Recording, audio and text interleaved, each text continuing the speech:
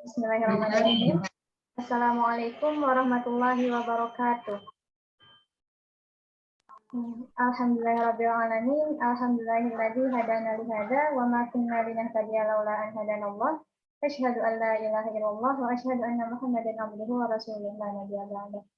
Alhamdulillahirabbil alamin. Segala puji serta syukur kehadirat Allah Subhanahu wa taala yang telah memberikan kita kesempatan untuk bisa menuntut ilmu, sama-sama menambah wawasan satu keilmuan kita yang insya Allah akan sangat bermanfaat gitu ya di kehidupan sehari-hari. Salawat serta salam semoga tetap tercurah limpah kepada Nabi Muhammad SAW, kepada para sahabatnya, keluarganya, dan kepada kita selaku umatnya. Amin Allahumma amin. Baik, sebelumnya izinkan saya untuk memulai acara hari ini. Tapi sebelumnya, agar lebih mengenal acara ini itu apa, kemudian diselenggarakan oleh siapa, kita sama-sama simak video profil dari Tru ya. Boleh disimak, diperhatikan.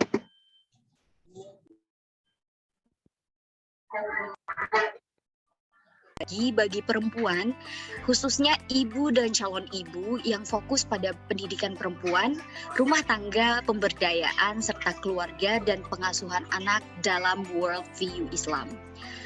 Saat ini kita menghadapi banyak fenomena di mana anak krisis orang tua. Mereka seolah telah menjadi yatim sebelum waktunya. Padahal anak-anak adalah generasi dan aset bangsa di masa depan. Kualitas generasi akan mempengaruhi kualitas bangsa tentunya. Berangkat dari fenomena inilah Thru diinisiasi. Thru juga ingin hadir di tengah-tengah kita sebagai pengingat akan pentingnya peran keluarga sebagai benteng dekandensi moral. Khususnya ibu. Sebab ibu merupakan madrasah pertama dan utama untuk putra-putrinya.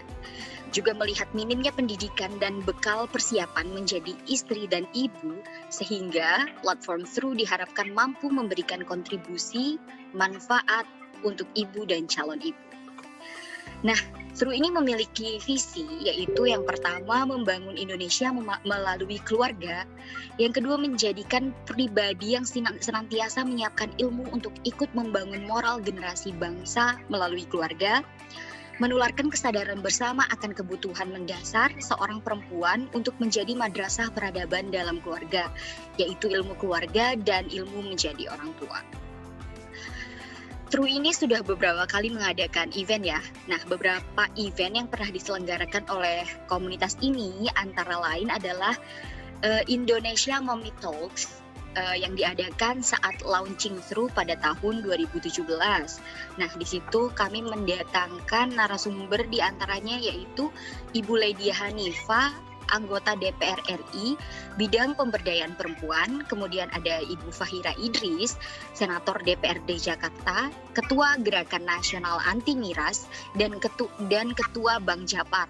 Bank Japar ini sendiri adalah singkatan dari Kebangkitan Jawara dan Pengacara. Selanjutnya ada juga Ibu Erika Suryani Dewi, yaitu praktisi dan konsultan keluarga dan dosen studi Al-Hikmah. Acara ini dihadiri oleh lebih kurang 90 peserta offline dan 210 peserta online. Selain itu, Thru juga pernah mengadakan acara Thru Online Sharing Session yang rutin dilakukan setiap 2 bulan sekali melalui WhatsApp Group. Kemudian ada juga karena Thru ini memiliki website ya. Nah, website ada update artikel setiap sepekan sekali di websitenya Thru.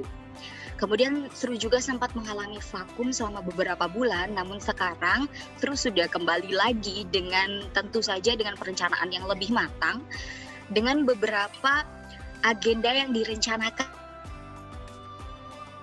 ke depan. Nah, beberapa agenda ini adalah kelas webinar online, free dan berbayar, menyelenggarakan event seperti Indonesia Mommy Talks, kemudian mengembangkan Thru Learning Platform Application, update konten website dan sosial media secara rutin, dan launching buku Birth Story. Nah, yang saat ini itu sudah progres ya, statusnya ada review di redaksi Quanta. Doakan kepada kami ke depannya istiqomah untuk berdaya, memberikan manfaat luas untuk ibu dan calon ibu hebat di Indonesia. Amin.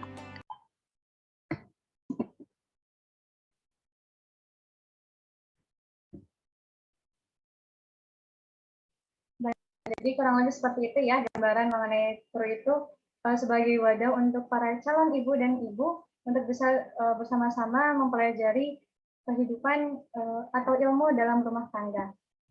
Nah, selanjutnya untuk bisa lebih jelasnya bisa kunjungi di Instagram Darul Umi di @darulumi.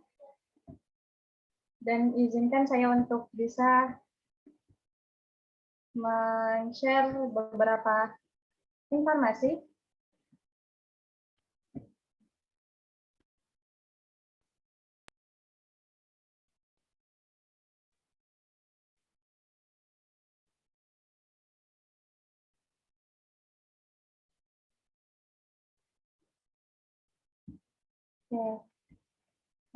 Jadi insya Allah hari ini akan kita sama-sama belajar mengenai adab interaksi suami istri bersama Ustazah Hajah Erika Suryani Dewi, LCMA.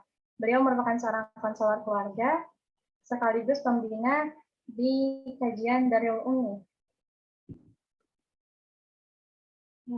Selanjutnya,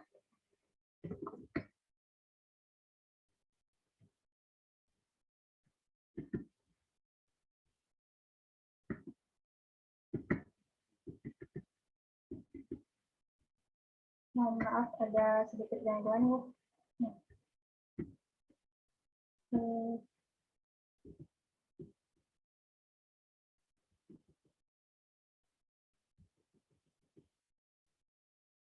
Seperti yang kita ketahui bahwa kajian ini sudah diadakan 2 kali, yang sebelumnya telah membawakan mengenai adab muslimah dalam segi berpakaian, kemudian bertingkah laku, berhias, yang sama bersama dengan Ustazah Erika juga.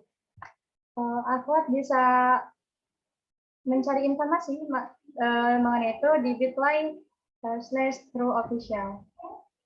Kemudian acara ini didukung oleh Ika Al-Fatih dan Sisi Peradaban Foundation. Kemudian ada beberapa community partner juga yang mendukung acara ini, yaitu ada Al-Insyirah, kemudian TCIA Malaysia, ada Madrasah Nisa, Hijabers Mom, Daharu Foundation, dan Muslimah Yuk Belajar. Nah, izinkan saya untuk bisa membacakan adab dan tata tertib di majelis kali ini. Yang pertama, kita sama-sama niatkan ikhlas karena Allah Ta'ala. Kemudian jangan lupa persiapkan alat penunjang pembelajaran seperti buku tulis, kitab, dan alat tulis. Kemudian pastikan perangkat komputer atau ponsel tersambung dengan jaringan internet yang stabil, serta baterai yang cukup. Kemudian yang belum merename, silahkan rename akunnya dengan format nama, underscore asal daerah, berpakaian yang sopan dan menutup aurat. Kemudian jika ada perizinan bisa melalui chatroom. Dan yang sedang tidak terkendala, videonya bisa diaktifkan jika kajian sudah dimulai sebagai salah satu adab terhadap guru. Kemudian jika ingin bertanya bisa melalui chatroom atau bertanya langsung dengan raise hand terlebih dahulu. Dan yang terakhir, bagi yang menggunakan niqab, diharapkan agar tetap mengenakan niqabnya selama kajian berlangsung untuk menghindari hal-hal yang tidak diinginkan. Jadi mohon diperhatikan mengenai adab-adab ini. Insya Allah kita akan mulai, tapi sebelum dimulai, izin saya untuk menyapa dulu guru kita yang alhamdulillah sudah hadir ya. Di sini ada Ustazah Hajah Erika. Assalamualaikum Ustazah Erika. Waalaikumsalam warahmatullahi wabarakatuh. Suara saya terdengar? Terdengar Ustazah. Alhamdulillah. Bagaimana kabarnya hari ini Ustazah? Alhamdulillah, alhamdulillah. Di sini sudah mau hujan ya? Bunyi Ya. petir geluduk-geluduk. Iya betul. Di sini pun tadi sempat hujan deras. Iya. Dan mudah-mudahan tidak mengganggu pembelajaran hari ini ya, insya Allah. Baik Ustazah, untuk mempersingkat waktu sebelum penyampaian materi, izinkan saya untuk men-share CV Ustazah.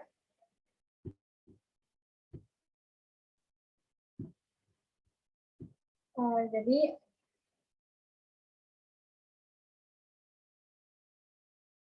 Suryani Dewi, LCMA, beliau merupakan konselor keluarga dan halakoh tautan hati baik dari Umi. Kemudian emailnya eridewi@gmail.com. Ustazah Erika bernama lengkap Erika Suryani Dewi, merupakan seorang ibu dengan 6 anak dan 3 cucu yang berdomisili di Mampang, Perapatan. Beliau berprofesi sebagai dosen tafsir hadis di Stidi Al-Hikmah, Mampang, Jakarta Selatan. Beliau juga seorang pembimbing haji dan umroh dan memiliki usaha habitat travel haji, umroh, Islamic tour domestik, dan internasional. Beliau menempuh pendidikan S1 dan S2 di International University of Africa, Khartoum, Sudan. Kegiatannya saat ini sebagai Ketua Komunitas Kotaku atau Komunitas Pencinta Al-Quds, pengisi kajian MTFMDT Bandung, kajian fikih online di beberapa komunitas dalam dan luar negeri, yang salah satunya di Darul Umi. Moto beliau adalah menjadi manusia yang paling bermanfaat bagi sesama. Masya Allah. Sekian CV beliau, yang insya Allah hari ini kita akan sama-sama mendengarkan materi mengenai adab interaksi suami istri. Mungkin bisa dimulai, Ustazah. Saya jadikan penunjuk. Iya, syukran jazakillah khairan Mbak Hikmah. Ya. Bismillahirrahmanirrahim. Assalamualaikum warahmatullahi wabarakatuh. Waalaikumsalam warahmatullahi wabarakatuh. Innal hamdalillah nahmaduhu wa nasta'inuhu wa nastaghfiruh wa na'udzu billahi min syururi anfusina wa min sayyiati a'malina may yahdihillahu fala mudhillalah wa may yudlilhu falan tajida lahu waliyyan mursyida. Allahumma shalli wa sallim wa barik ala sayyidina Muhammad wa ala alihi wa sahbihi ajma'in wa man tabi'ahum bi ihsanin ila yaumiddin. Rabbi shrah li sadri wa yassir li amri wahlul 'uqdatam min lisani yafqahu qawli amma ba'd. Alhamdulillah akhwat fillah rahimakumullah. Tidak terasa hari-hari kita menuju bulan suci Ramadan hanya sekitar 56 hari ya. Jadi memang sangat sebentar persiapan kita untuk menyambut bulan suci itu. Akan tetapi yang terpenting adalah memperbaiki akidah, memperbaiki amal soleh dan amal ibadah, dan memperbaiki hubungan kekeluargaan ya. Hubungan dalam keluarga kita, entah bersama pasangan, bersama orang tua, bersama mertua, bersama menantu ya, bersama anak, bersama kerabat, itu semua harus baik agar semuanya saling mensupport. Ya, karena apa? Karena memang bulan suci Ramadan adalah bulan yang diisi oleh orang-orang yang sudah dicuci, yang sudah disucikan. Memang tidak ada manusia suci, tapi kita sudah membersihkannya sebelum masuk ke dalam bulan suci Ramadan. Semoga apa yang akan kita bahas kali ini tentang adab ya membuat kita semakin bersemangat memasuki bulan suci Ramadan, dan tentunya bulan suci juga sangat membutuhkan ibadah-ibadah sebagai makdubah. Makdubah itu hidangan ya. Jadinya kalau kita mengatakan bulan suci Ramadan itu adalah makdubatullah, hidangan yang Allah berikan kepada kita, maka tugas kita adalah menyantap gitu ya, menyantap hidangan dengan apa? Dalam bentuk amal soleh. Hidangannya itu banyak sekali, ada ta'awun, saling menolong, sodakoh, ya, tilawah, dan juga sholat malam, dan juga yang paling penting adalah yang wajib yaitu puasa. Tapi ini semua akan sulit kita lalui kalau hubungan kita, interaksi kita khususnya dengan pasangan kita buruk. Dijamin tidak akan bagus hasil Ramadannya ya. Kalau hubungan kita tidak baik, tidak akan bisa kita melalui Ramadan sambil kita berharap kita menjadi manusia yang lulus. Ya, kalau buruk sering bertengkar ya. Makanya kita butuh ketenangan. Perbaiki dulu sekarang, semoga kita bisa melampaui Ramadan ya sebagai orang-orang yang utaqo, orang-orang yang dibebaskan dari api neraka, dan juga tercapai tujuan la'allakum tattaqun. Ya, agar kalian semua menjadi hamba yang bertakwa ya. Insyaallah sedikit kita share tentang adab interaksi ya. Adab interaksi suami istri.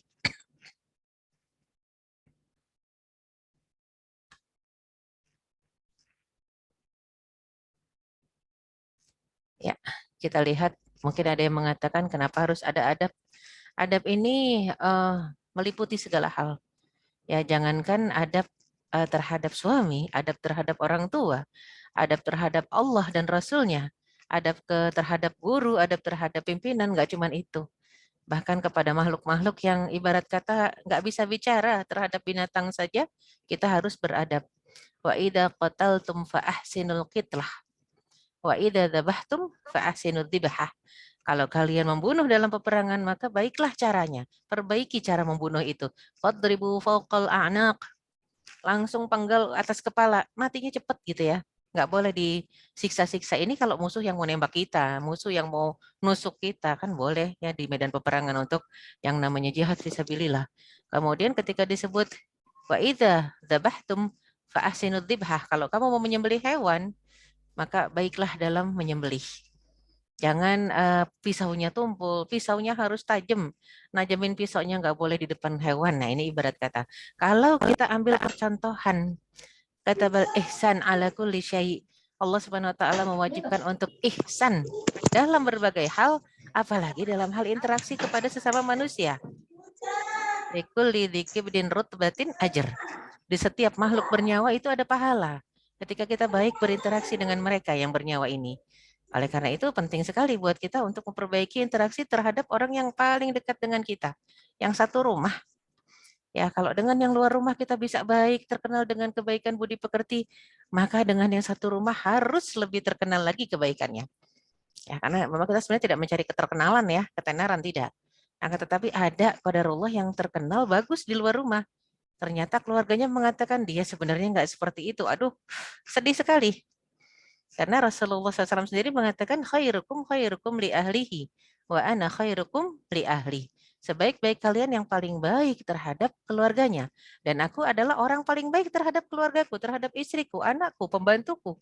Ya, jadinya sampai kepada cucu, pembantu saja itu persaksian mereka yang serumah baik.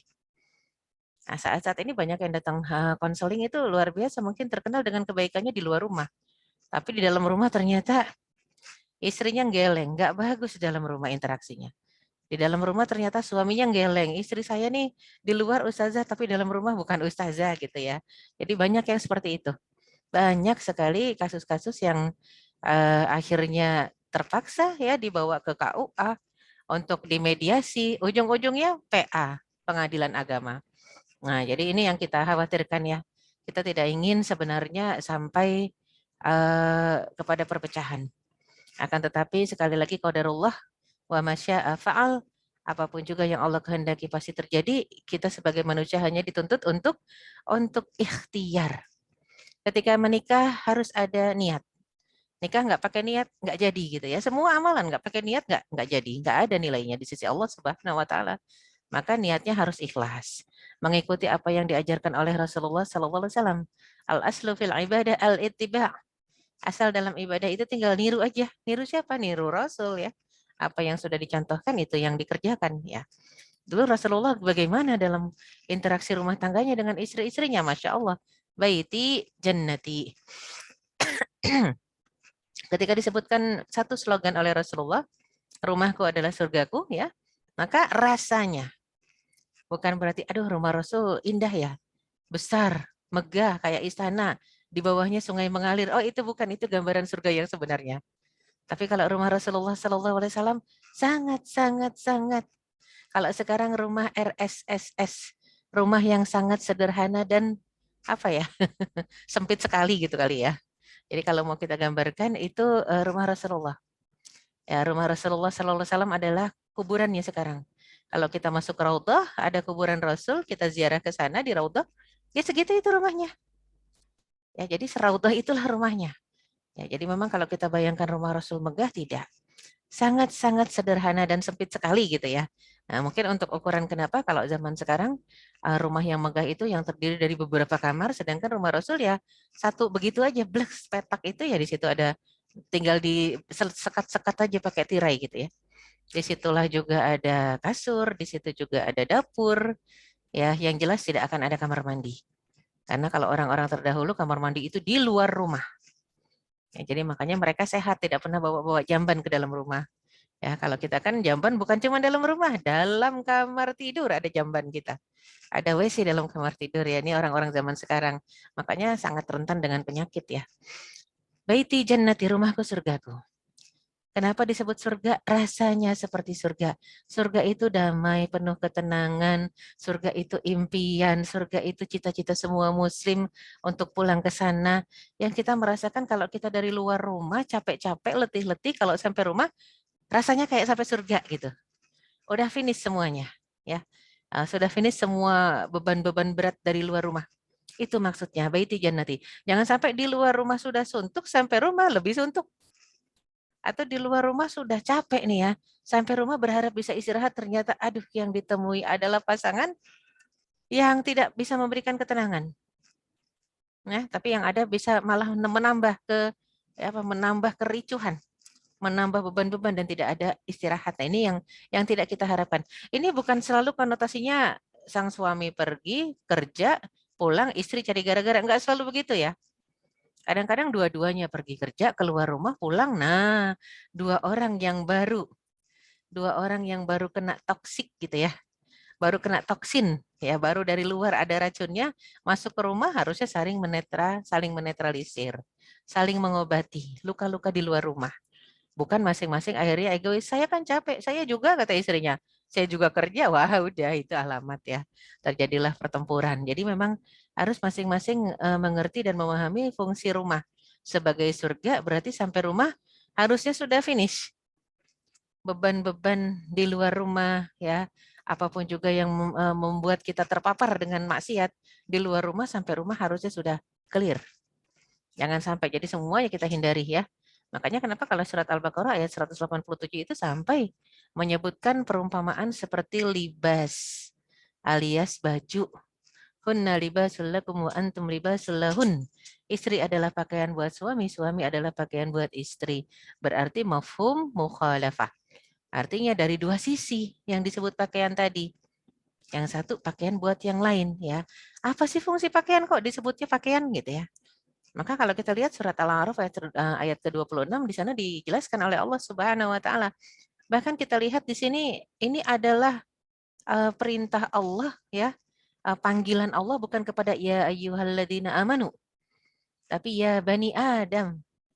Wahai sekalian anak-anak Adam. Anak keturunan Adam artinya seluruh manusia.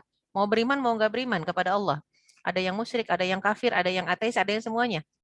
Ya bani Adam, ya. Qad anzalna ilaikum libasan yuwari sawatikum warisya. Kami telah menurunkan kepadamu pakaian untuk menutupi aurat dan pakaian indah untuk perhiasan. Berarti fungsi pakaian penutup aurat, penutup aib. Dan juga untuk apa? Untuk perhiasan. Ya, jadi kalau disebut esensi pakaian yang sebenarnya harus dipakai oleh manusia.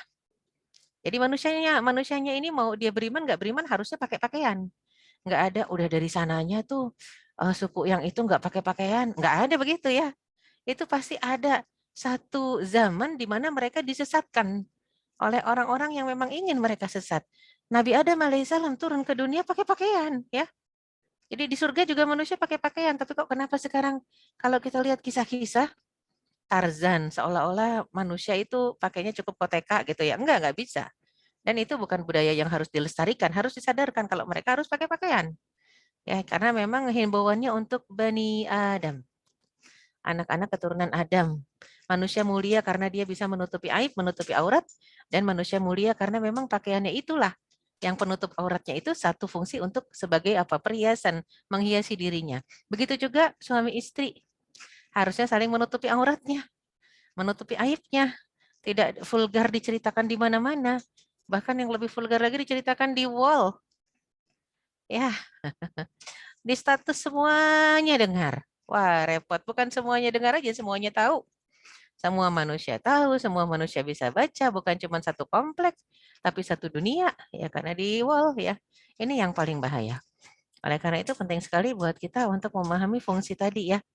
Menutup aib, menutup aurat, kemudian juga perhiasan. Perhiasan itu berarti melengkapi. Melengkapi, menghiasi, memperindah. Kalau dilihat ada celah, ada cacat, harus mau diperbaiki. Kalau nggak mau diperbaiki ya ini yang satu kendala paling utama dalam rumah tangga adalah komunikasi. Makanya kenapa Islam itu indah sekali ya. Harus sampai disebutkan harus sekufu. Karena kalau bicara kufu aja bukan cuma bicara agama. Mungkin ada juga yang satu pendidikannya tinggi, yang satu pendidikannya rendah. Nggak nyambung ngomongnya. Ya, kalau udah nggak nyambung jadi nggak sekufu.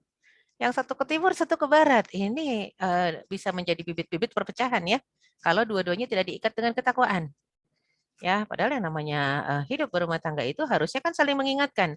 Ada yang kalau diingatkan marah, ya merasa paling benar sendiri, sepertinya seperti itu. Nah, itu nggak boleh terjadi ya. Yang namanya hidup berumah tangga sebagai suami istri tadi disebutkan penutup aurat, menutup aib, dan perhiasan. Kenapa? Fungsi pakaian kan yuwari sawatikum warisya. Harusnya yang namanya perhiasan ya, kalau lihat sebelah sana jelek, ya makanya diperbaiki. Ada kalanya ada yang tidak bisa diperbaiki, tidak mau diperbaiki. Yang kadang-kadang banyak mengeluh adalah para istri. Kenapa? Suaminya susah diperbaiki. Suaminya tidak mau dinasehati. Kenapa? Mungkin karena dari satu sisi laki-laki merasa kawam ya dirinya. Jadi benar salah, ya saya adalah pemimpin. Nggak gitu juga harusnya. Makanya penting punya suami yang ngaji, punya guru ngaji. Kalau susah dibilangin, adukan ke guru ngajinya. Guru ngajinya suruh nasihatin suaminya ya dengan cara yang paling simpel. Itu simpel caranya. Karena banyak yang begitu. Ya, jadi menjadikan alasan kekawamahannya sebagai tameng tidak mau diperbaiki. Oh, mohon maaf, nggak bisa berjalan rumah tangga seperti itu.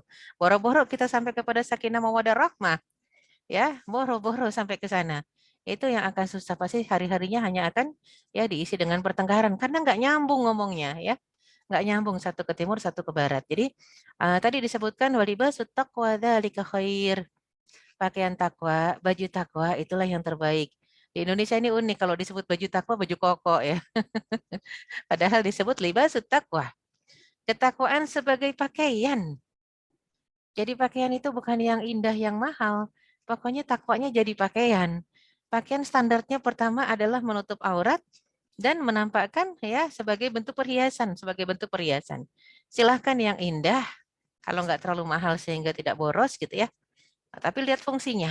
Ya, fungsi utama ketika disebut menutupi aurat berarti juga menjadi pelindung. Harusnya saling melindungi ya, menjadi pelindung namanya nutupin. Pelindung itu pelindung pelindung apa? Pelindung dari panas, dari dingin ya. Dan juga dari tatapan mata manusia. Dan pakaian takwa adalah ketakwaan yang dipakai itu yang terbaik. Jadinya standar kita kalau mau beli pakaian, standar kita kalau mau cari istri, mau cari suami adalah standar ketakwaannya. Ya, jadi ketika disebutkan itu yang terbaik adalah sebagian dari tanda-tanda kekuasaan Allah. La'allahum yatadakkarun agar mereka semua ingat. Ini himbauannya bukan ya ayyuhalladzina amanu tapi ya bani Adam. Wahai anak-anak Adam, harusnya manusia pun ketika ingin menikah harus tahu konsep ini. Khususnya mukmin ya, orang beriman. Oh, ketika disebutkan hunna libasul lakum wa antum libasul lahun nih nggak sembarangan jadi pakaian doang ya. Banyak juga akhirnya konotasinya, oh jadi pakaian, nutupin aurat. Semua aib-aibnya pengen ditutupin tapi tidak mau diperbaiki. Nah itu salah. Ya, tutupin dong dari orang lain. Nggak boleh cerita, nggak boleh konseling, sampai ke guru ngaji nggak boleh konseling. Dan dia nggak mau berubah. Itu salah. Bukan begitu cara nutupin. Ya, yang namanya menutupi itu sambil merubah. Merubah sampai suatu saat, na'udzubillah tidak bisa lagi ditutupi, tidak bisa lagi berubah, Allah yang menampakkannya, dan dia tidak mau berubah, mungkin itulah waktunya untuk berpisah. Ya. Jadi memang dalam rumah tangga ini yang produk pernikahan dalam syariat Islam, produk syariat Islam ada pernikahan, ada juga talak ya. Ada pernikahan, ada akad nikah, ada juga talak. Itu semuanya sebagai solusi sebenarnya. Cuman sekali lagi kalau kita mengatakan adab, ya interaksi, maka yang namanya adab itu aturan syariat. Yang namanya aturan syariat itu harus diikat dengan cinta tertinggi. Cinta tertinggi itu kepada Allah Subhanahu wa taala. Bukan pada suami, bukan pada istri, bukan pada orang tua, bukan pada anak ya. Jadi cinta paling tinggi itu memang kepada Allah Subhanahu wa taala. Itu kalau kita pelajari tangga-tangga cinta. Tangga cinta itu ada di surat At-Taubah. At-Taubah ayat ke-24 ya. Itu tangga cinta. Nomor 1 harusnya Allah yang dicintai. Nomor 2 Rasulullah SAW. Nomor 3 syariatnya. Nomor 4, 5, 6 sampai sekian terserah. Jadi 1, 2, 3-nya harus jelas.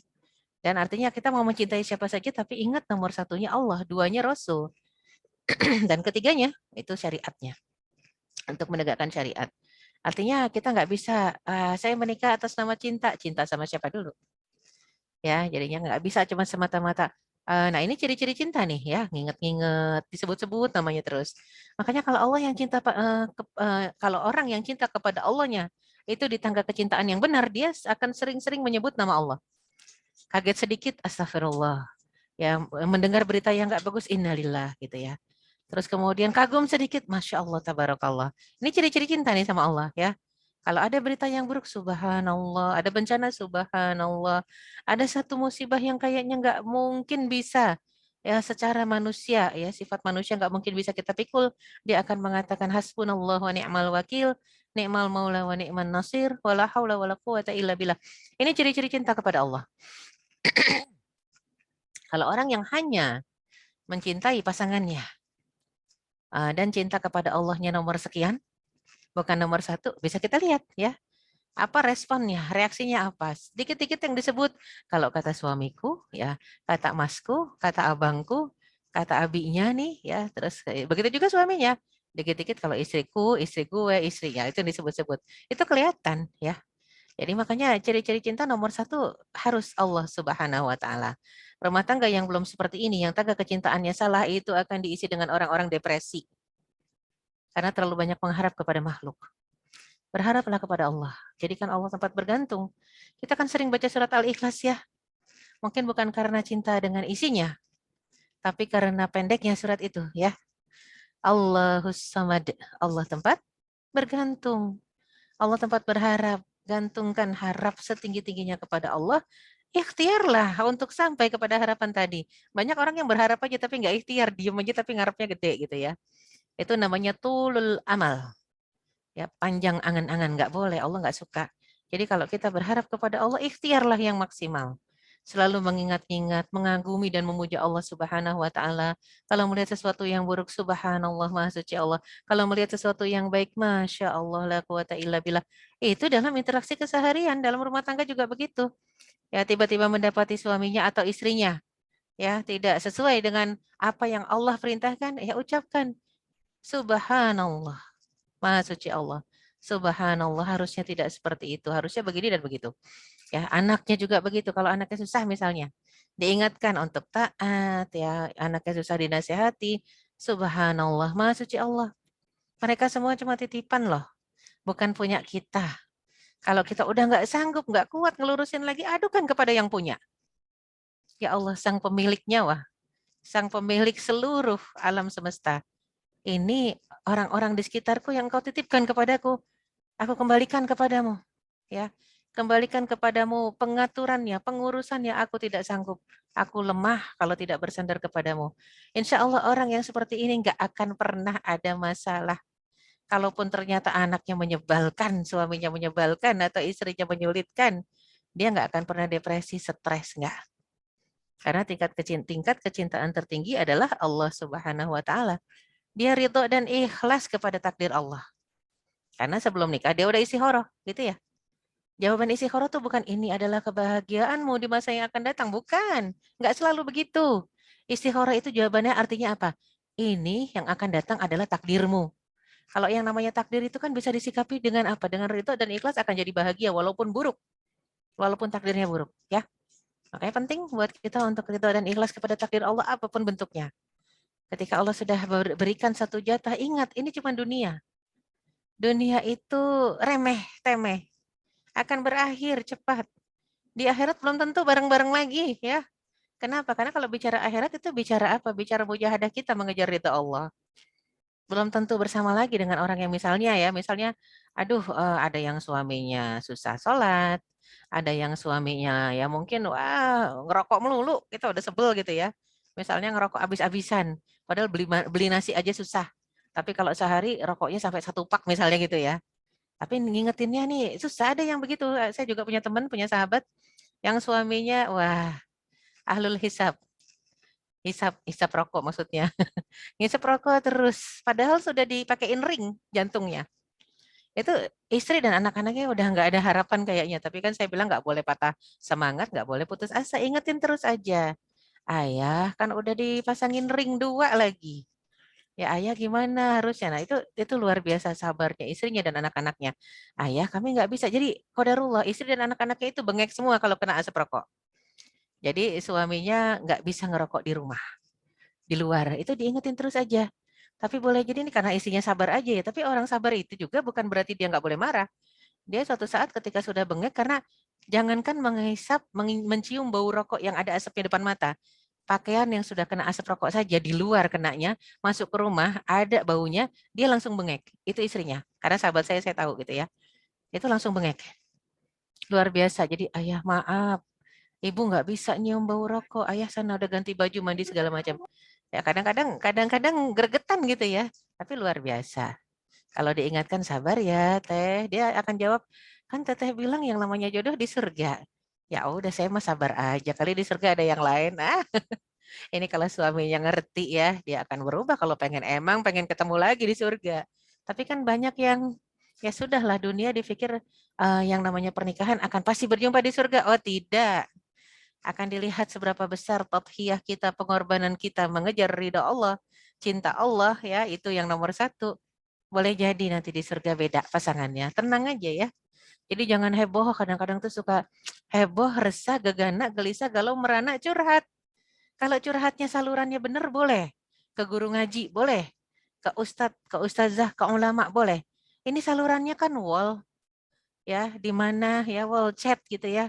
Instagram, kadang di FB, ya dibaca sama orang sedunia. Itu bukan curhat namanya, itu nyampah. Itu yang bahaya. Kalau curhatnya benar, insya Allah tidak akan jadi masalah. Kita punya saluran. Dan curhat yang paling utama adalah kepada Allah Subhanahu wa Ta'ala. Ya, saat kita tahajud, itu nomor satu paling utama. Jawabannya memang tidak langsung kita dengar. Kalau langsung kita dengar, kita takut pasti ya. Jawabannya memang lewat keadaan, kondisi hati, jadi tenang. Aku yakin pasti tenang. Dan yakinlah ya kalau kehidupan surga itu jauh lebih indah. Gak usah, jadi kalau udah di surga mah udah nggak ada lagi rasa-rasa yang resah kayak begini gitu ya. Kalau di dunia ini, kalau kita ingat satu hadis yang namanya dunia, ad-dunya, la ahwanun indallahi min jinahil ba'udah. Surga itu, dunia ini di sisi Allah lebih hina, dunia ini di sisi Allah lebih hina dibanding sayap seekor nyamuk. Jadi kalau lebih hina dibanding sayap seekor nyamuk, gak usah berharap terlalu banyak ya dengan dunia. Berharaplah yang banyak kepada Allah agar ya diberikan tempat terindah di sisi Allah di surga. Itulah doanya istrinya Fir'aun. Siapa istrinya Fir'aun? Asia. Asia tuh sampai mati jadi istri Fir'aun ya. Sampai mati jadi istri Fir'aun. Kira-kira di akhirat ketemu lagi nggak sama Fir'aun? Ya enggak lah. Fir'aun di neraka. Asia di mana? Jelas di surga. Doanya aja sudah di dunia sudah begitu doanya. Rabbi benili indaka baitan fil jannah. Ini dijadikan oleh para ulama, ya, ulama-ulama ahli hadis, ulama-ulama madzhab, imam-imam madzhab mengatakan ini standar. Jadi standar bagi seorang yang beriman kepada Allah, kalau mau cari sesuatu itu carilah sesuatu yang pokoknya intinya diridhoi Allah dulu. Nggak usah fokusnya ke sesuatu, seperti kalau mau cari rumah. Cari rumah itu bukan fokus ke rumahnya, fokus ke tetangganya. Robbi benili indaka baitan. Ya Allah bangunkan untukku di sisimu. Nomor satu di sisimu. Apa sih yang mau di sisinya Allah? Baitan fil jannah. Rumah di surga. Jadi nomor satu ya di sisi Allah dulu. Di dunia juga gitu. Mau cari kerja, mau cari rumah, mau cari suami, mau cari istri. Pokoknya yang kira-kira di sisi Allah diterima. Yang Allah ridho dulu. Bukan yang kita suka dulu. Ya. Jadi mama itu udah paling enak tuh. Makanya Asia nikmat sekali di dunia bersuamikan orang durjana. Bukan itu nikmatnya di akhirat bersuamikan siapa? Ya, kalau kita lihat dalam surat At-Tahrim, maka beliau kelak insya Allah mendapatkan suami Rasulullah Shallallahu Alaihi Wasallam. Asia, nggak pernah ketemu sama Rasulullah, nggak pernah ketemu, dapat suami Rasul. Mungkin ada yang bilang begini, pernah tuh kalau saya ingat-ingetin tentang ayat itu ya. Ada yang bilang, itu kan di akhirat Ustazah, kita kan di dunia juga mau. Nggak nyambung ternyata ya. Artinya nggak nyambung kenapa kebanyakan orang kalau udah disuruh milih dunia atau akhirat, yang abadi, yang kekal selamanya. Kan akhirat, dunia sementara. Kalau kita bilang pilih kebahagiaan dunia yang sementara atau kebahagiaan akhirat yang abadi. Itu banyak yang jawabnya bukan pilihan. Jawabannya apa? Dua-duanya lah ya Ustazah. Padahal disuruh milih gitu ya. Jadi selalu pengennya dua-duanya. Enggak salah. Karena Rasul juga mengajarkan Rabbana atina fid dunya hasanah wa fil akhirati hasanah wa qina adzabannar. Minta kebaikan dunia akhirat. Tapi kalau seandainya itu adalah pilihan, pilihlah yang akhirat saja. Begitulah Rasulullah SAW dihadapkan ketika sakaratul maut. Jibril sampai datang, diperintahkan Allah untuk berhadapan dengan Rasulullah SAW yang tengah sakaratul maut. Jibril membawa pesan dari Allah. Apa pesannya? Yang pertama, kunci keabadian dunia. Rasul akan abadi, immortal, dan kebahagiaannya abadi. Dia memiliki semuanya. Yang satu lagi apa? Cuman satu janji. Ila rafiqil a'la. Kembali kepada Allah, dapat tempat mulia di sisi Allah. Paling bahagia di sisi Allah. Aisyah apa ketika Rasul mengatakan, aku diberikan pilihan. Kata Aisyah, istrinya Rasul apa kepada Rasulullah sang suami? Pilih keabadian dunia. Ya, jadi keabadian dunia dan engkau akan tetap bersama istri-istrimu. Pilih keabadian dunia ya Rasulullah. Apa kata Rasulullah? La bal ila rafiqil a'la. Segitu istri-istrinya solehah, cantik ya. Tetap kembali kepada Allah itu yang paling nikmat. Nah, ini membuktikan standar kecintaan kita kepada Allah ya. Kan banyak yang berat banget ya. Berat sekali kalau udah bicara tentang mati itu banyak yang horor. Ustaz, temanya nggak usah kematian. Kenapa? Ntar aja kalau tema kematian. Kita dihadapkan kepada kondisi realita yang kayak begini ya. Masing-masing sudah ada yang wafat mendadak, sudah banyak yang mati di antara kerabat kita, keluarga kita. Saya kemarin baru raker itu 2 hari, sempat nginep. Alhamdulillah ketika masuk raker kita pada di swab. Negatif semua. Begitu pulang dari raker banyak banget yang positif gitu ya. Nah jadi di swab lagi gitu kan, di swab lagi. Jadi memang nggak ada yang tahu dan paling penting kita harus yakin yang namanya kematian sebabnya itu hanyalah satu, ajal. Yang bunuh manusia itu bukan penyakit, bukan kondisi musibah, bukan tabrakan ya. Jadinya yang namanya menghabiskan nyawa itu bukan dengan alasan-alasan yang memang akhdul asbab yang menjadi sebab. Akan tapi yang paling utama memang yang utamanya adalah ajal sudah datang. Dan harus siap kembali kepada Allah Subhanahu wa taala. Itu bukti kecintaan kita dan taat total. Nah, ini bicara taat ya. Banyak dalam rumah tangga itu entah dengan kekawamahan suami akhirnya salah mewajibkan istri taat mutlak. Oh, mohon maaf. Taat kepada Allah saja dan Rasulnya yang mutlak. Ya, kalau kepada makhluk, la ta'ata li makhlukin fi ma'siyatil khaliq. Tidak boleh taat kepada makhluk dalam kondisi maksiat kepada Allah Al-Khaliq. Banyak yang bilang, kamu kalau nggak taat sama suami, sama saya sebagai suami, kamu dosa, durhaka. Orang tua juga gitu sama anaknya. Kamu kalau nggak taat sama ibu, sama bapak, kamu durhaka. Padahal apa dulu? Ya, apa dulu kontennya? Kalau konten banyak juga suami yang nggak suka istrinya pakai jilbab, tiba-tiba minta kepada istrinya, kamu harus buka. Saya nggak ridho, saya nggak ikhlas. Nanti kamu dosa. Terus kalau kata istrinya, tapi Allah perintahkan pakai kerudung.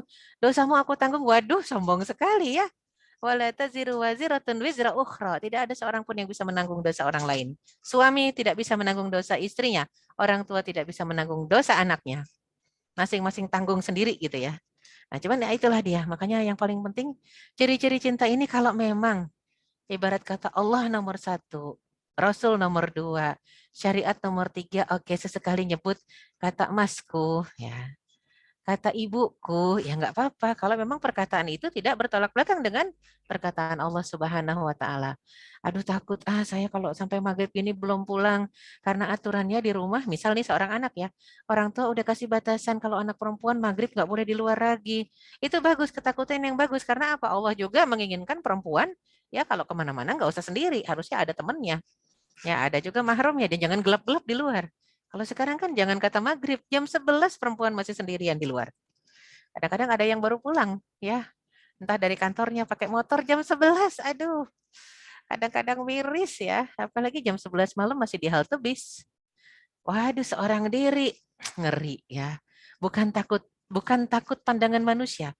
Dan bukan takut terhadap kejahatan malam. Takutlah kepada aturan Allah yang dilanggar.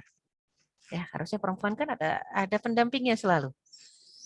Nah, apalagi perempuan ya, sabda Rasulullah SAW, dunia adalah perhiasan. Adunya mata' wa khairu mata'iha mar'atun salihah. Dunia adalah perhiasan dan sebaik-baik perhiasan dunia adalah wanita salehah. Itu hadis riwayat Muslim ya. Dan yang namanya pernikahan itu ibadah melengkapi nisfuddin. Dengan bersinergi, berusaha mewujudkan suasana sakinah, mawaddah, rahmah, sinergi intinya. Nggak bisa ditanggung satu orang. Mungkin ada seorang istri ketika menikah berharap suaminya bisa menciptakan sakinah, mawaddah, rahmah. Nggak mungkin. Atau suami berharap, pokoknya kalau saya kan cari uang, kamulah yang di rumah. Kamu yang menciptakan sakinah mawaddah rahmah. Itu juga salah. Ini harus ada kerjasama. ya, dari suami istri dan seluruh anggota keluarga yang tinggal bersama.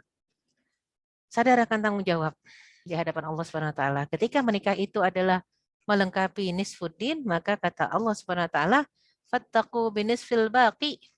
Ini hadisnya Rasulullah SAW. Takutlah dengan yang separuh lagi. Kalau misal dengan pernikahan 50% sempurna. Karena ternyata yang menikah adalah orang yang soleh dengan soleha. 50% tercover dengan pernikahan. 50%-nya lagi sisanya kemana? Nggak semua yang menikah itu sebelumnya udah soleh dan soleha, nggak semua. Malah ada kok yang kalau diingetin suruh pakai kerudung gitu ya.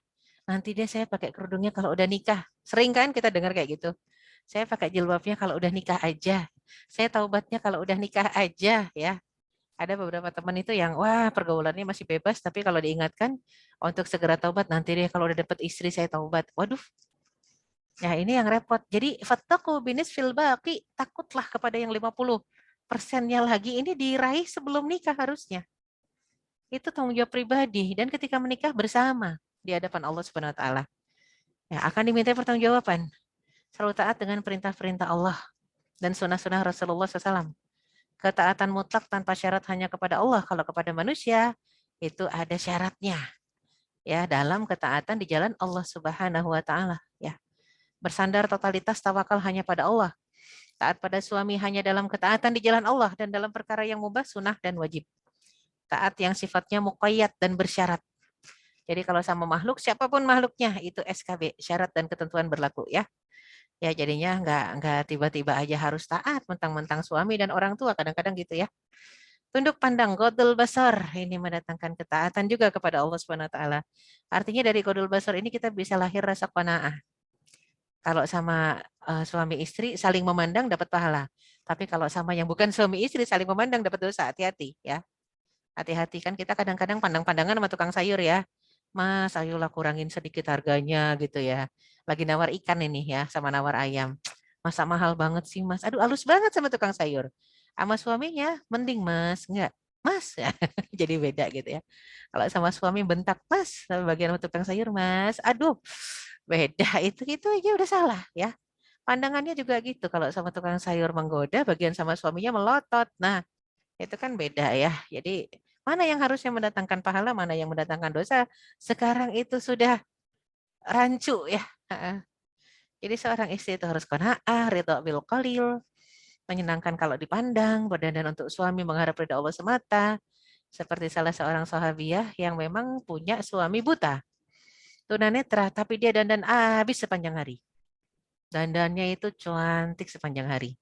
Ya, setiap hari. Sahabat-sahabat yang lain mentertawakan, kamu tuh dandan buat siapa? Yang lihat siapa, yang muji siapa? Suamimu kan buta. Simple aja sang sahabat ini karena memang ikhlas lillahi ta'ala dia mengatakan Allah SWT memerintahkan seorang istri berdandan untuk suaminya. Jadi aku ya dandan aja. Kenapa? Karena Allah memerintahkan. Ya, dan itu aku sudah mengantongi pahala. Terserah dilihat apa dipuji. Justru kalau misalnya suamiku yang nggak ngelihat ini muji, aku akan tersinggung. Lah iyalah orang buta masa bilang kamu cantik deh. Itu kan itu namanya penghinaan dari mana dia lihat gitu ya. Atau dalam mimpi nggak ngerti. Jadi memang ini penting sekali untuk kita fahami esensi ikhlas, qanaah dan ikhlas ya, ridha bil qalil. Tidak hanya dalam nafkah. Kadang-kadang kalau kita bilang qanaah, ridha, kadang-kadang dalam tampang, dalam rupa. Ingat rumput tetangga selalu lebih hijau ya. Aduh, suamiku kok pesek, suami tetangga mancung nggak gitu ya. Makanya kalau ridho qanaah bil qalil ya sudah. Jatahnya apa dan siapa terima. Ya, insya Allah di akhirat beda nanti ya. Di akhirat jatah kita beda. Kalaupun dengan suami yang sama, dia nggak kayak gini penampakannya ya. Karena di akhirat itu sudah tingginya akan 40 meter semua. Dan wajahnya bukan wajah yang ini. Wajah ini hanya fana. Akan dimakan cacing dan ulat tanah. Hilang. Begitu di akhirat kita nanti kenalan lagi semula. Oh kamu orang tuaku. Karena apa? Umur kita sama semua. Uruban atroba. 30, sekitar 30 tahun, 28 tahun, 30 tahun. Umur kita semuanya sama. Jadi nggak ada yang tua, nggak ada.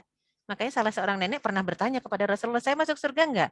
Kata Rasul, maaf nenek tidak masuk surga. Nangis dia. Kata Rasulullah SAW, kenapa nangis nek? Katanya saya nggak masuk surga, ya saya nangis. Tapi kata Rasul apa? Bukan nenek yang tak masuk surga. Nenek masuk surga, masalahnya nggak dengan tampilan kayak begini. Karena di surga nggak ada nenek. Ya, jadi kita akan kenalan lagi. Ya, di surga itu sekitar 28-30 tahun. Jadi nggak usah repot-repot cari foto yang 28 tahun dulu yang kayak gimana ya gitu ya. Kenangan nggak beda lagi, sudah beda nanti ya. Jadi tenang aja lah, dunia ini aduh topeng semua. Nggak usah resah gelisah, galau merana, gegana ya. Nggak usah, dunia ini hanya topeng saja yang akan kita tinggalkan, semuanya yang kembali kepada Allah adalah ruh kita, hati kita. Yauma la yanfa'u malun wala banun illa man atallaha biqalbin salim. Hari di mana harta dan anak nggak bermanfaat, yang kembali kepada Allah adalah hati yang salim, yang selamat.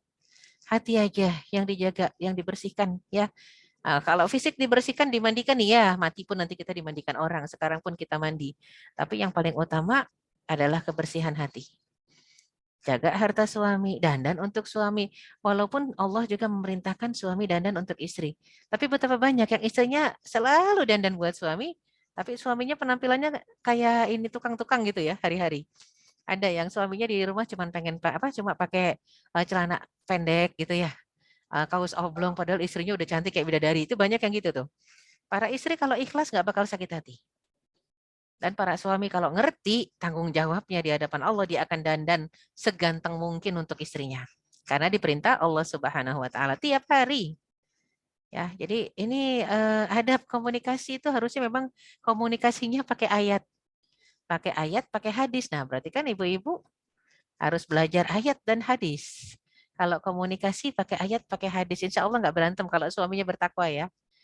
Mas, kata Allah begini. Mas, kata Rasulullah SAW begini. Oh, itu udah enak itu. Ya, kalau sudah dalil keluar dan orang yang diajak bicara masih kekeh, istighfar saja di hadapannya. Astagfirullahalazim ya. Itu sudah akan melapangkan dada kita. Bertanggung jawab dalam kepengurusan dan kerapihan rumah tangga. Ini istri tugasnya.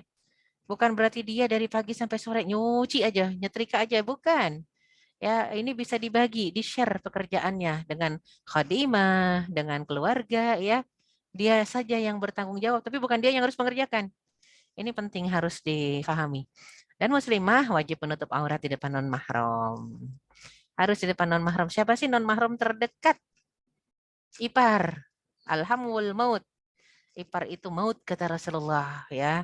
Ini yang bukan mahram, non mahram terdekat. Hati-hati. Kadang-kadang akhwat tuh suka ada yang kalau saya tanya dia lagi main ke rumah, oh, diantar siapa? Ukti. Oh, diantar ipar. Hah, kaget saya. Iparnya laki apa perempuan? Laki. Ya Allah, habis udah deket kayak adik sendiri, tetap haram ya. Kok diantar naik motor masalahnya ya, naik mobil aja udah deg-degan nggak boleh. Ya kalau bisa kecuali bawa anak kita ya. Ini naik motor berduaan, aduh ya Allah. Diantar ipar. Kalau kita tanya suami kemana? Suami kerja, ipar pas lagi di rumah.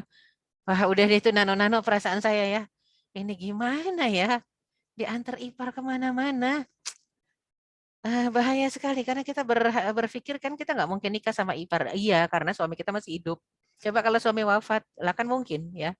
Makanya kenapa itu disebutnya mahram muaqqat. Kalaupun mahram hanya sementara karena begitu suami wafat dia bukan mahram lagi. Begitu suami cerai dengan kita, ipar bukan mahram lagi. Makanya tetap tutup aurat di depan ipar. Alhamdulillah maut ya, maut ya. Jadi memang ini satu gambaran betapa Rasulullah SAW pernah ke rumah Abu Bakar As-Siddiq. Siapa Abu Bakar? Sahabat Rasul, betul. Tapi dalam satu waktu yang sama adalah ayah ayah mertua. Iya, ayah mertua. Karena bapaknya Aisyah. Asma itu saudarinya Aisyah. Ya, saudari kandung, saudari seayah. Tapi lain ibu. Berarti iparnya Rasulullah SAW. Asma masuk ke dalam ruangan, Rasul dalam ruangan. Asma dari luar. Kita tahu kalau kita dari luar, pintu terbuka, kita berdiri di depan pintu. Itu kalau bajunya nggak tebel, nerawang. Walaupun kita tertutup dari atas sampai bawah, kalau kainnya kurang tebel, nerawang. Rasul langsung memalingkan wajah. Sambil mengatakan, wahai Asma, innal mar'ah idha hadat, wanita kalau sudah haid, tidak halal nampak dari tubuhnya kecuali wajah dan ini saja sampai pergelangan. Rasul tuh ngomongnya sambil menyamping wajahnya. Itu ipar ya. Itu ipar dan memang itu luar biasa. Asma sih rapet tapi kurang tebel bajunya waktu itu. Jadi ini pengingat kita ya. Dalam surat Al-Ahzab ayat 59 juga begitu nih. Kalau kita bicara interaksi dengan suami istri kok sampai ke bicara ke masalah pakaian wanita, ya bicara sampai masalah apa hijab kita, jilbab kita. Ya iya, kalau di depan suami nggak masalah dibuka, tapi kan adab kita pada akhirnya kepada yang orang non mahram kita harus jaga. Itu juga akhlak kita, ya. Akhlak kita kalau sama yang non mahram, ya maka wal yadribna bihumurihinna ala juyubihin, itu kalau surat An-Nur. Tapi surat Al-Ahzab mengatakan yudinina alaihinna min jalabibihinna.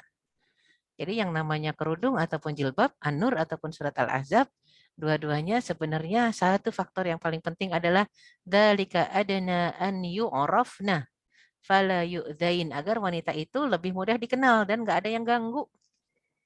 Ini surat An-Nur, ya. Makanya yang namanya kerudung pun kalau jilbab jelas labuh, lebih panjang. Tapi kalau kerudung nih yang rata-rata suka dimasukin ke dalam pakaian. Apalagi kalau ada pernikahan. Aduh, saya suka nyesek gitu ya. Kalau di luar pernikahan baju jilbabnya pada bagus-bagus, begitu masuk ke pernikahan entah dia jadi panitia atau kerabat pengantin, ataukah yang pengantinnya juga lah kok jadi jilbabnya dimasukin ke dalam baju. Alasannya apa? Jangankan surat Al-Ahzab yang dilanggar, surat An-Nur pun yang kerudung dilanggar oleh dia. Jadi ini penting ya untuk kita pahami batasannya.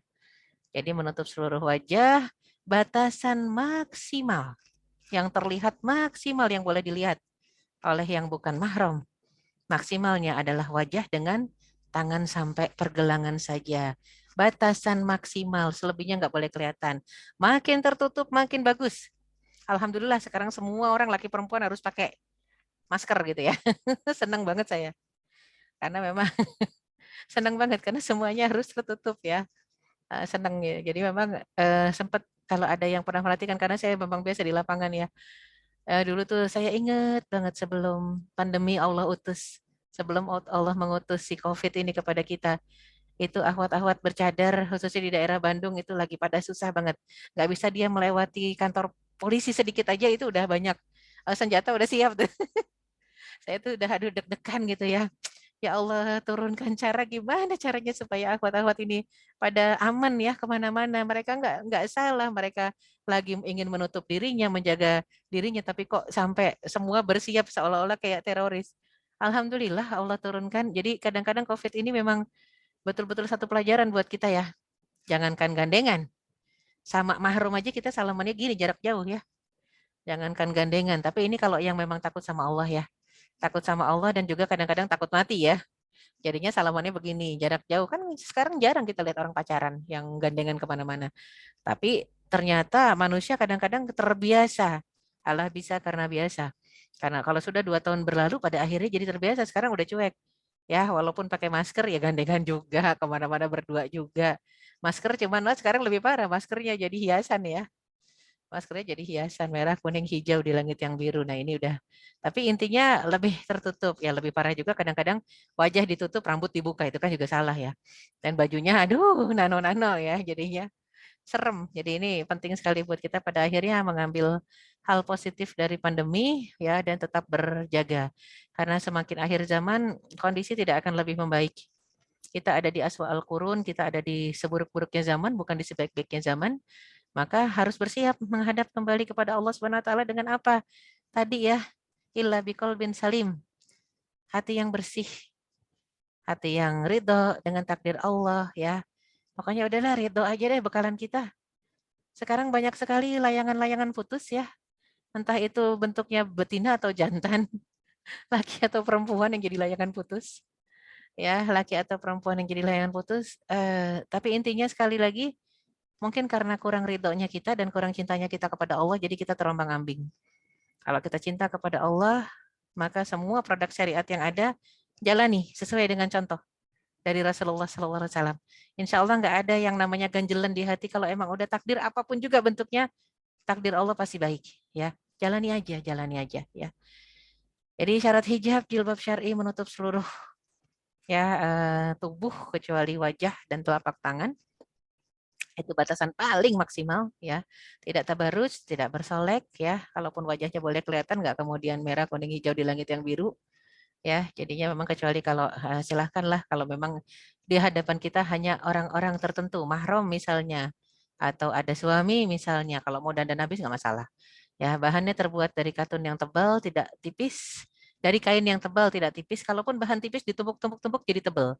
Ataupun kalaupun bahannya bolong-bolong kayak berukat, kalau dilapis nggak masalah ya. Jadi intinya bukan masalah jenis bahan, tapi itu bahan bisa nggak ya tidak menampilkan siluet tubuh kita. Longgar ya, nggak dikasih parfum berlebihan kalau ini ingat, kalau interaksi dengan laki-laki yang bukan mahram. Kalau interaksinya cuma dengan perempuan atau dengan keluarga kerabat mau pakai parfum seliter boleh, nggak masalah. Ya, kan kadang-kadang ini suka salah paham dengan hadis ini. Kita baca hadis nggak ngerti asbabul wurud dan nggak ngerti sebabnya ya. Sebab turunnya nggak ngerti juga kondisi pada saat itu. Jadi kadang-kadang ada yang salah mengartikan muslimah berjilbab bau semua. Kan nggak boleh pakai parfum, Ustazah. Saya itu suka gregetan. Siapa yang bilang nggak boleh pakai parfum? Kalau ketemu laki-laki yang bukan mahram nggak boleh. Tapi kalau ketemunya sama yang mahram, sama perempuan, contoh, misalnya kita mau ke pengajian isinya perempuan semua. Kita bawa mobil sendiri, di dalam mobil sendiri, sampai ke sana ya perempuan semua. Pulang juga sendiri, mau pakai seliter silahkan. Nggak masalah gitu ya. Kenapa? Karena kita berhadapan bukan dengan orang laki-laki yang bukan mahram kita. Itu yang bahaya. Tapi kalau pergi naik taksi, berdua saja dengan supir taksi yang bukan siapa-siapa kita nggak kenal, jangan wangi-wangi. Ya bahaya kita. Karena Rasul sudah berikan batasan itu. Bahkan Rasul juga mengatakan parfumnya wanita itu kalau bisa yang bentuknya padat dan berwarna. Kalaupun cair berwarna, dia akan lebih ringan wanginya. Tapi kalau parfumnya pria yang bentuknya cair dan tidak berwarna alias apa bening, itu lebih tajam wanginya. Rasul sudah berikan koridor batasan ya. Oh ya kadang-kadang kaget kalau ngelihat akhwat kok jadi bau. Jadi yang tercoreng akhirnya citra jilbab, citranya hijab. Padahal akhwat itu harus harum ya. Harus wangi karena Rasulnya harum dan wangi. Tapi masalahnya kita harum dan wangi buat siapa? Ya bukan buat laki-laki yang bukan mahram kita ya. Nah pakaian juga begitu, jangan menyerupai pakaian laki-laki. Ini Allah laknat laki-laki memakai pakaian wanita dan sebaliknya. Tidak menyerupai pakaian orang kafir juga. Jadi kalau mungkin orang kafir punya mode tertentu ya setiap masa. Artinya setiap pertukaran musim. Musim dingin modelnya tertutup. Musim panas modelnya terbuka. Kalau dalam Islam mau musim panas, dingin ya, mau musim semi, musim gugur semuanya ada koridornya, koridor syar'i ya. Dan ingatlah niat, sekali lagi kembali kepada niat ketika memang kita ingin pakai pakaian jangan semata-mata untuk mencari popularitas. Oke, tadi kewajiban istri, sekarang kewajiban suami. Ya, penting untuk kita melihat di dalam Islam itu ada hak, ada kewajiban. Sadar akan tanggung jawab di hadapan Allah karena dia adalah qawwam yang akan diminta pertanggungjawaban. Selalu taat dengan perintah Allah dan Rasulullah, ketaatan mutlak hanya kepada Allah dan Rasul. Ini sama ya, kalau istri tadi kita ingatkan begitu, suami juga begitu. Bukankah Allah sudah menegur Rasulullah SAW dalam surat At-Tahrim? Wahai Nabi, lima tuharrimu ma ahalallahu lak tabtagi mardata azwajik. Wahai Nabi, Nabi loh yang ditegur, bukan suaminya siapa-siapa ini, Nabi. Ya, jadinya Nabi yang istri-istrinya itu identik dengan wanita soleha aja ditegur nabinya. Kenapa engkau haramkan yang Allah halalkan semata-mata ingin istrimu ridho? Wah, marah Allah Subhanahu wa taala. Takut sama khawatir Aisyah dan Hafsah ngambek, ya, permintaan keduanya itu sebenarnya enggak eksplisit. Enggak bilang jangan ke rumah Maria Kiptiah, tidak. Cuman setiap kali Rasul minum madu dari rumah Maria Kiptiah, itu sepakat Aisyah sama Hafsah. Kan habis dari rumah Maria Kiptiah ke rumah kamu wahai Hafsah. Bilang mulut Rasul bau maghfir, bau khamr. Nanti kalau beliau ke rumah aku, dari rumahmu kan giliran aku. Aku akan bilang juga mulut Rasul bau maghfir, bau khamr. Akhirnya Rasul apa? Mengharamkan dirinya tidak minum madu di rumah Maria Kiptiah. Terakhir sampai Rasul mengharamkan dirinya ke rumah Maria Kiptiah, bayangin tuh. Ya, jadinya sampai demikian ditegurlah oleh Allah. Rasulullah ingin menjaga perasaan Hafsah dan Aisyah. Aisyah dan Hafsah yang udah kong kali kong. Allah marah ya, Allah marah. Sampai nyaris Rasul ceraikan keduanya. Tapi alhamdulillahnya yang namanya istri-istri Rasul, seiseng-isengnya istri Rasul, dia punya ibadah yang bagus. Dia punya amal yang bagus. Ahlus saum, ahlul qiyam, ahlus sadaqah. Ya, sampai Jibril itu dari langit ketujuh terbang langsung ke Rasulullah. Jangan ceraikan. Ditulisnya di Lauhil Mahfuz ini istri-istrimu di surga. Kalau udah dicerain nggak bakal jadi istri nanti di akhirat. Jangan ceraikan, jangan ceraikan. Itu Rasul nyaris ceraiin itu. Tapi dibela sama Jibril karena Jibril tahu isinya di Lauhil Mahfuz apa gitu ya, sampai harus ini luar biasa ya. Jadi kita lihat ketaatan mutlak hanya pada Allah. Jangan istri takut sama suami semata-mata takut, tidak terikat kepada ketakutan kepada Allah, dan jangan suami takut kepada istri, lebih parah lagi ya. Ini suami-suami takut pada istri semata-mata takut ya, tidak terikat kepada ketaatan mutlak kepada Allah Subhanahu wa taala. Ini penting kalau kita bicara masalah perubahan, bukan kamu harus berubah seperti yang aku minta atau aku harus berubah seperti yang kamu minta. Kalau menikah itu kita harus berubah seperti yang Allah minta. Kalau enggak akan ada sakinah mawadah rahmah kalau masing-masing suami istri nggak mau berubah ya. Hanya cari ridha Allah dan ridho dengan segala keputusan Allah. Ya, jadi memang bersandar totalitas tawakal hanya kepada Allah, khususnya dalam menyebut rizki halalan thayyiban ya. Jadi menjauhi yang haram, memenuhi nafkah dan dalam interaksi sosialnya. Ya, termasuk godul basar juga. Jangan mentang-mentang karena mau cari nafkah apa aja sampai suaminya juga gak godul basar, nggak boleh. Karena perintah godul basar itu masing-masing. Kullil mu'minin. Yang satunya lagi, kullil mu'minat.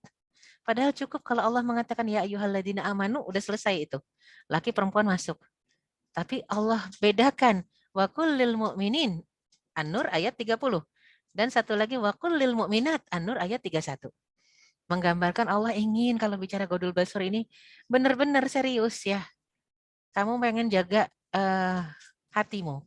Kamu pengen jaga kesucianmu. Kamu pengen jaga sakinah mawadah rahmah dalam rumah tanggamu. Laki-laki wajib godul basur, perempuan wajib godul basur di luar rumah tangga ya. Kalau sama suami istri kan nggak perlu godul basur. Tapi juga kalau nggak godul basur saling memandang, mandangnya gimana? Bukan pandangan pelotot ya. Kadang-kadang kan berani kita melotot-melotot di rumah, di luar malah mesem-mesem. Aduh, sama siapa kita mesem-mesem. Padahal di rumah tangga harusnya nggak gitu, nggak boleh melotot-melotot. Sampai disebutkan kalau seorang suami memandang istrinya dengan pandangan penuh kasih sayang dan sebaliknya. Seorang istri yang memandang suaminya dengan pandangan penuh kasih sayang, itu Allah runtuhkan dosa keduanya. Mandang aja gitu. Ya, sudah diruntuhkan, digugurkan dosa keduanya. Apalagi kalau duanya berpegangan tangan, digugurkan lagi dosa keduanya. Tapi ini kan yang ada, saya jadi ketawa, ada yang konsultasi itu ya, suami istri. Suaminya udah halus lembut banget. Iya Mi, maafin ya gitu ya, maafin ya Mi ya. Diusapnya istrinya, tapi istrinya gini, nggak mau. Ditepis tangan suaminya. Nggak usah katanya, nggak usah. Jadi istrinya udah kesel dan marah. Ya nggak usah. Saya kaget kadang, lah kesini nih mau ngapain toh? Mau konseling kan iya. Kenapa suaminya ngusap-ngusap ditepis? Jadinya ditepis sampai, aduh padahal suaminya udah minta maaf. Terakhir saya kasih waktu untuk istikharah, memutuskan, pada akhirnya keputusannya adalah cerai karena istrinya nggak mau istikharah. Istrinya nggak mau istikharah, istrinya udah sebel, kesel. Pokoknya suaminya itu harus berubah seperti yang dia minta. Padahal udah dibilangin pernikahan itu bukan merubah seseorang seperti keinginan kita. Tapi kita berdua harus berubah seperti keinginan Allah, itu saja yang akan mendatangkan sakinah mawadah rahmah. Totalitas lah. Yang namanya nyari nafkah itu ya udah, kalau laki-laki emang harus cari nafkah, jemput rizki ya banting tulang lah, semata-mata karena itu perintah Allah. Bukan karena istrinya minta apa gitu ya. Karena kewajiban nafkah itu sebenarnya hanya agar sekedar tidak mati kelaparan, tidak kepanasan, tidak kehujanan, bisa menutup aurat ya, artinya apa, dari makanan, tempat tinggal, baju ya, pakaian. Jadi itu saja sebenarnya kalau bicara nafkah. Artinya kalau yang sudah cukup ya alhamdulillah, syukuri itu. Itu namanya qanaah. Ada yang akhirnya aduh, di masa-masa pandemi ini yang paling bikin nyesek ya.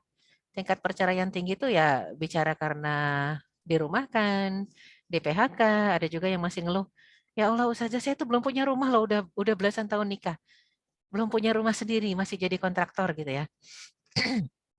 Kadang saya suka bingung. Emang kita harus punya rumah sendiri? Enggak juga, kalaupun rumah sendiri atau rumah kontrakan sama aja kalau kita mati nggak dibawa. Ya, jadi nggak harus rumah sendiri dan bukan kontrak. Siapa yang bilang nggak boleh kontrak? Ya, jadi memang kadang-kadang miris di sana ya. Kita memohon sesuatu kepada Allah bukan karena kebutuhan, hanya sebatas keinginan. Saya tanya kalau bicara masalah keinginan, semua muslimah, akhwat, kita kan manusia biasa. Mungkin pengennya apa kalau minta sama Allah? Suami yang ganteng, yang kaya, yang soleh, yang baik gitu ya. Itu standar, laki-laki juga gitu mintanya. Ya ganteng, soleh, ya baik, rajin, sehingga jadi kaya raya gitu ya. Ya itu pengen ya. Tapi yang Allah berikan tuh bukan masalah keinginan kita. Yang Allah berikan pasti sesuai dengan kebutuhan kita. Dikasih yang kaya nggak ganteng gitu ya. Dikasih yang ganteng miskin. Jadi ada aja kekurangannya. Nah ini masalahnya kita diminta untuk qanaah. ridho bil qalil, ridho dan ikhlas dengan takdir Allah, insya Allah bahagia. Ya, jadi suami juga dituntutnya begitu, totalitaslah dalam memenuhi nafkah lahir batin ya untuk istri dan anak-anaknya. Ini wujud qawwamah dalam rumah tangga. Kalau diperintahkan istri berdandan untuk suaminya, suami pun diperintahkan Allah untuk berdandan bagi istrinya, semata mengharap ridha Allah. Kisah Abu Darda ini Abu Darda ya, kurang dek nih. Abu Darda radhiyallahu anhu itu udah jadi pelajaran harusnya. Ketika Abu Darda yang bersahabatkan seorang Salman Al-Farisi, Salman datang ke rumahnya, Abu Darda nggak ada. Yang bukain Ummu Darda. Ketika ditanya oleh Salman, mana suamimu Abu Darda? Aku ingin berjumpa dengan saudaraku, maksudnya sahabatnya gitu ya. Bukan saudara beneran, bukan saudara sedarah enggak, tapi saudara seislam. Aku ingin berjumpa dengan saudaraku. Tidak, saudaramu biasa tuh tempatnya di masjid, kata istrinya. Kagetlah Salman, kok istrinya Abu Darda ketus gini ya? Pas dilihat Salman enggak mandangin mukanya, ngelihat penampilannya lecek. Akhirnya Salman mengatakan, wahai Ummu Darda, sesungguhnya seorang istri yang soleha harus berdandan untuk suaminya. Apa kata Ummu Darda? Saya dan buat Abu Darda. Abu Darda itu sepanjang siang dia puasa, sepanjang malam dia qiyamul lail. Saya dandan buat apa? Ini salah juga Ummu Darda ya, nggak ikhlas dia, nggak kayak wanita yang suaminya tunanetra ya. Cuman masalahnya salah juga Abu Darda ya, masa nggak ada hak buat istrinya. Nah, akhirnya kata Salman, ini salah ini rumah tangga sahabatku. Aku akan adukan kepada Rasulullah SAW. Nah, ini keran yang benar kalau mau curhat, mau ngadu. Ya, ke Rasul, ke alim ulama, ya, ke ustadznya, ngadulah ke Rasul. Rasul sudah dengar. Nah, di rumah Ummu Darda, Abu Darda pulang. Kata Ummu Darda, tadi Salman kesini sahabatmu ada salam dan dia nasihatin aku suruh dandan buatmu. Marah Abu Darda. Salman ikut campur urusan rumah tanggaku. Pergilah Abu Darda ke Rasulullah. Di sana sudah ada Salman, ya. Jadi Rasul tuh biasa kalau ada yang konseling didengerin aja. Salman didengarkan, ya. Sebelum Rasul panggil Abu Darda udah datang. Rasul dengerin lagi apa perkataan Abu Darda. Selesai Abu Darda mengatakan apa? Wahai Abu Darda, sodako akhoka Salman. Yang benar sahabatmu si Salman. Apakah kamu puasa hari ini? Iya. Tuh bayangin hari biasa aja dia puasa ya. Puasa sunnah entah ayamul bait, bukannya ayamul bait mungkin. Puasa Nabi Daud kayaknya. Apakah kamu puasa? Iya puasa. Batalkan puasamu kata Rasulullah. Sisirkan rambutmu, minyakin, dandan secantik-cantiknya pakai minyak wangi pulang. Wah, Masya Allah. Ya, sampai disuruh pulang gitu ya, diusir. Di rumah pun Ummu Darda sudah berdandan. Ya, jadi memang harus menjaga kehormatan istri dengan memelihara sifat cemburu yang positif, tidak kasar, menjauhi sifat dayus, ya, permisif dan hilang cemburu. Karena kalau ad-dayus la yashumur raihatal jannah. Laki-laki yang dayus, yang tidak cemburuan sama istrinya, tidak akan mencium wanginya surga. Cemburu yang positif ya. Dan memelihara sifat ar-rujulah, gentle. Gentle gitu ya. Kalau salah minta maaf itu gentle. Ya. Tidak kasar, nggak boleh ada tindak KDRT. Saya kalau ada terdengar yang konseling mengatakan KDRT, langsung itu saya biasanya bilang, langsung mediasi, kalau nggak mau berubah cerai. Urus cerai. Tidak pernah ada pembenaran dalam KDRT apapun juga. Rasul nggak pernah ngangkat tangannya. Jangankan mukul, ngangkat tangan aja nggak pernah Rasul untuk ngancam mukul. Kecuali dalam peperangan. Ngangkat senjata, ya. Angkat pedang. Jadi kalau KDRT nggak ada kata maaf, tiada maaf bagimu kecuali taubatan nasuha. Wah, itu juga harus dipantau, dibuktikan dulu ya, baru bisa berdamai. Mohon maaf. KDRT tidak ada pembenaran. Biasanya saya mudahkan untuk ngurus perceraian. Ya, memberikan hak thalabul ilmi pada istri dan keluarga karena thalabul ilmi fardhu ain bagi setiap muslim laki dan perempuan. Wallahu a'lam bishawab. Saya kayaknya kelamaan ngomongnya ya. Saya mohon maaf nih. Mohon maaf lahir batin, saya kembalikan ke host ya. Silahkan. Ya, Masya Allah, tabarakallah. Jazakillah khairan, Ustazah, Masya Allah. Ya. Seru sekali ya materinya sampai terbawa suasana gitu, terhanyut. Dan lengkap sekali gitu.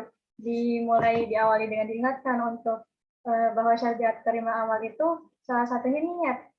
Dan juga dijelaskan bahwa untuk apa sih niat itu, kemudian tujuan pernikahan itu seperti apa, kemudian fungsi atau kewajiban antara suami dan istri itu seperti apa, itu sangat sudah dijelaskan dan Masya Allah seru sekali materinya yang Insya Allah sangat bermanfaat gitu ya bagi kita semua untuk para ummahat dan juga para singgalilan yang di sini. Karena Masya Allah di sini juga dihadiri oleh para ibu dan calon ibu juga. Ya, Kita sama-sama belajar di sini bersama Ustazah Erika. Barangkali dari teman-teman, daripada para ummahat semuanya ada yang ingin ditanyakan, monggo bisa raise hand ataupun bisa disimpan di chatroom. Bisa ditanyakan lewat chatroom. Ada yang ingin bertanya? Mumpung ada ustazahnya, kita bertanya. Assalamualaikum, mau izin bertanya, Mbak Hikmah? Iya, mangga. Waalaikumsalam warahmatullahi wabarakatuh. Mangga. Izin bertanya, Ustazah, Iya, silakan. Adab interaksi antara suami dan istri ini mungkin ya. Baru sebenarnya ini ada berita hangat ya, baru terjadi mungkin kemarin terkait KDRT ini.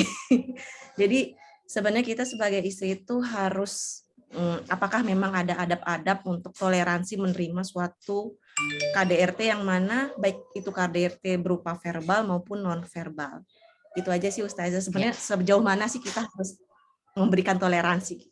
Ini antara pasangan yang baik istri kepada suami maupun suami kepada istri. Dan KDRT juga luas, baik verbal maupun non verbal. Itu aja Ustazah. Assalamualaikum. Waalaikumsalam warahmatullahi wabarakatuh. Ya, kalau bicara KDRT kita bicara yang paling ini dulu ya. KDRT yang paling keras yaitu yang bukan verbal ya. Artinya yang pakai fisik. Ini tidak ada pembenaran sama sekali dalam syariat Islam. Ketika Islam ada sebuah hadis yang mengatakan dorban ghairu mubarih. Pukulan yang tidak berbekas. Di mana-mana pukulan itu berbekas. Kalau nggak berbekas ya di visum tuh, kalaupun nggak bentuknya biru, kalau dibawa ke visum baru dipukul, bawa ke visum itu pasti ada bekasnya. Ya, jadi yang namanya pukulan itu apalagi di wajah nggak boleh ya. Tamparan tuh nggak boleh ya. Ini KDRT tadi sudah disampaikan pertanyaannya KDRT dua arah ya. Karena ada juga kemarin juga yang datang konseling itu yang KDRT istrinya ya. Kalau udah marah tuh wah ngamuk gitu ya, pukul-pukul. Tidak pernah dibenarkan dalam syariat kalau udah sampai KDRT fisik. Adapun yang suami boleh memukul istrinya kalau istrinya mengerjakan perbuatan fahisyah. Apa itu fahisyah? Berzina, mencuri, ya, membunuh, kemudian mabuk-mabukan, ya. Itu fahisyah. Berjudi, nah itu fahisyah. Itu suami boleh memukul tapi nggak langsung ketahuan dipukul. Ada stepnya. Stepnya itu apa? Stepnya jadi ini mafhum mukhalafah sama. Sama mafhum mukhalafah artinya kalau suami boleh memukul, istri boleh memukul. Ya, jadi contohnya apa? Misalnya ketahuan mabok gitu ya. Ya, ketahuan mabok. Nah, kalau ketahuan mabok itu gimana? Nasihati dulu pakai lisan. Sesudah dinasihati pakai lisan kayaknya agak susah, marah-marah nggak mau dinasihati, punggungi. Itu kalau laki ke perempuan, suami ke istri ya. Punggungi. Ya, punggungi masih di kasur tuh tidurnya nggak usah ngadep dia gitu ya. Ya, kemudian apa? Pisahkan dari kasurnya. Artinya itu pisahkan yang menggugin tadi atau pisahkan tapi masih serumah. Beda ranjang, pisah ranjang tapi di satu rumah. Bukan beda rumah ya, masih di satu rumah. Masih nggak berubah juga, boleh dipukul dengan pukulan yang tidak menyakitkan. Kalau kita menilik ya, jadinya memang banyak sekali yang para muhaddis, ahli-ahli hadis mengatakan pukulan yang tidak menyakitkan itu rada mustahil. Kenapa Allah mengatakan pukulan tidak menyakitkan? Jadi ibarat kata megang disadarin gitu, dijejekin. Ya, kemudian kalaupun dipukul bukan pukulan yang menyakitkan, nggak boleh wajah, nggak boleh alat vital, nggak boleh dada, nggak boleh alat vital. Jadi memang betul-betul tangan ya, sekedar gitu nggak akan sakit ya. Nah, dan kemudian juga yang paling penting adalah sampai ke talak. Talaknya itu juga. Jadi talak untuk pendidikan, talak untuk takdib. Talak untuk takdib, untuk mengadab, memberikan adab ya. Jadinya mendidik istrinya agar sadar. Kalau sudah ditalak, talak satu. Masih nggak sadar juga, ya sudah biarkan aja sampai habis talak satunya, nggak usah dirujuk. Kadang-kadang kalau sudah habis masa idahnya baru akan sadar, boleh jadi begitu. Tapi intinya, itu semua sebelum sampai talak itu harus ada mediasi. Apa itu mediasi? Fab'atsu hakaman min ahliha wa hakaman min ahlihi. Cari utusan dari pihak keluarga perempuan dan pihak keluarga laki-laki yang dua-duanya ngerti agama, ngerti syariat. Didudukkan. Maunya gimana ini maunya pernikahannya. Masing-masing individu nggak boleh cuman saya mempertahankan pernikahan demi anak, nggak boleh. Mempertahankan pernikahan itu harus demi Allah. Agar Allah ridho. Kalau ternyata Allah nggak ridho, cerai lebih bagus. Ya, kalau misalnya, naudzubillah, kita bersuamikan seorang pezina, nggak taubat. Atau ada seorang suami soleh beristrikan seorang perempuan yang pezina, nggak taubat. Sampai disebutkan kok, azani la yankihuha illa azani la yankihu illa zaniatan au musyrikatan wa zaniyatu la yankihuha illa zanin au musyrik. Pezina laki-laki tidak boleh menikah kecuali dengan pezina perempuan. Pezina perempuan tidak boleh menikah kecuali dengan pezina laki-laki. Wa hurrima dzalika 'alal mu'minin, diharamkan bagi setiap mukmin. Jadi berarti cerai adalah solusi. Kadang suka dilema ya. Udah tahu solusi syariat adalah cerai. Kalau nggak mau kalau nggak mau taubat. Ada seorang istri yang cerita, Ustazah, saya sudah punya bukti suami saya udah zina berkali-kali dengan pasangan berganti-ganti. Ada buktinya, Bu? Ada. Solusi saya apa? Cerai, saya bilang. Nangis dia. Kenapa nangis? Saya cinta. Aduh, kalau ibu cinta nggak usah ke sini. Minta solusinya. Itu akan susah. Saya nggak mungkin mengikuti. Jadi ada juga yang memang dia sudah mendatangi 10 ustadz, ya, 10 ustazah, hanya minta pembenaran. Saya tidak mau cerai. Saya bilang, kita cari kebenaran, bukan cari pembenaran. Kalau pembenaran bahasanya hawa nafsu dan syahwat. Bahasa perasaan. Syariat ini mohon maaf. Syariat ini tidak berdasarkan perasaan ya. Berdasarkan aturan Allah. Jadinya kalau dalam syariat selesai, finish. Suami nggak mau taubat, cerai, lebih bagus. Anda akan selamat. Kalau Anda tetap bertahan, mohon maaf, Allah murka bukan cuma sama suami Anda. Nomor satu yang akan terkena penyakitnya adalah Anda. Iyalah, kan kalau udah ganti-ganti pasangan di luar. Itu makanya saya sempat tanya, suami zina atau bukan? Suami saya selingkuh. Selingkuh itu apa definisinya? Selingkuh karena kalau Indonesia suaminya nikah lagi aja dibilang selingkuh, padahal tidak. Kalau nikah lagi silakan, sah. Ya, suami Anda nikah lagi atau pacaran sampai berzina. Kalau pacaran sampai zina silahkan urus cerai. Tapi kalau suami nikah lagi itu bukan selingkuh, saya bilang gitu ya. Jadi kadang suka bengong gitu ya. Ada yang stres. Stres karena mungkin bingung gitu ya. Ini gimana sih maksudnya? Jadi penting kalau kita bicara tadi KDRT ya. Alasannya apa? Tidak ujuk-ujuk KDRT.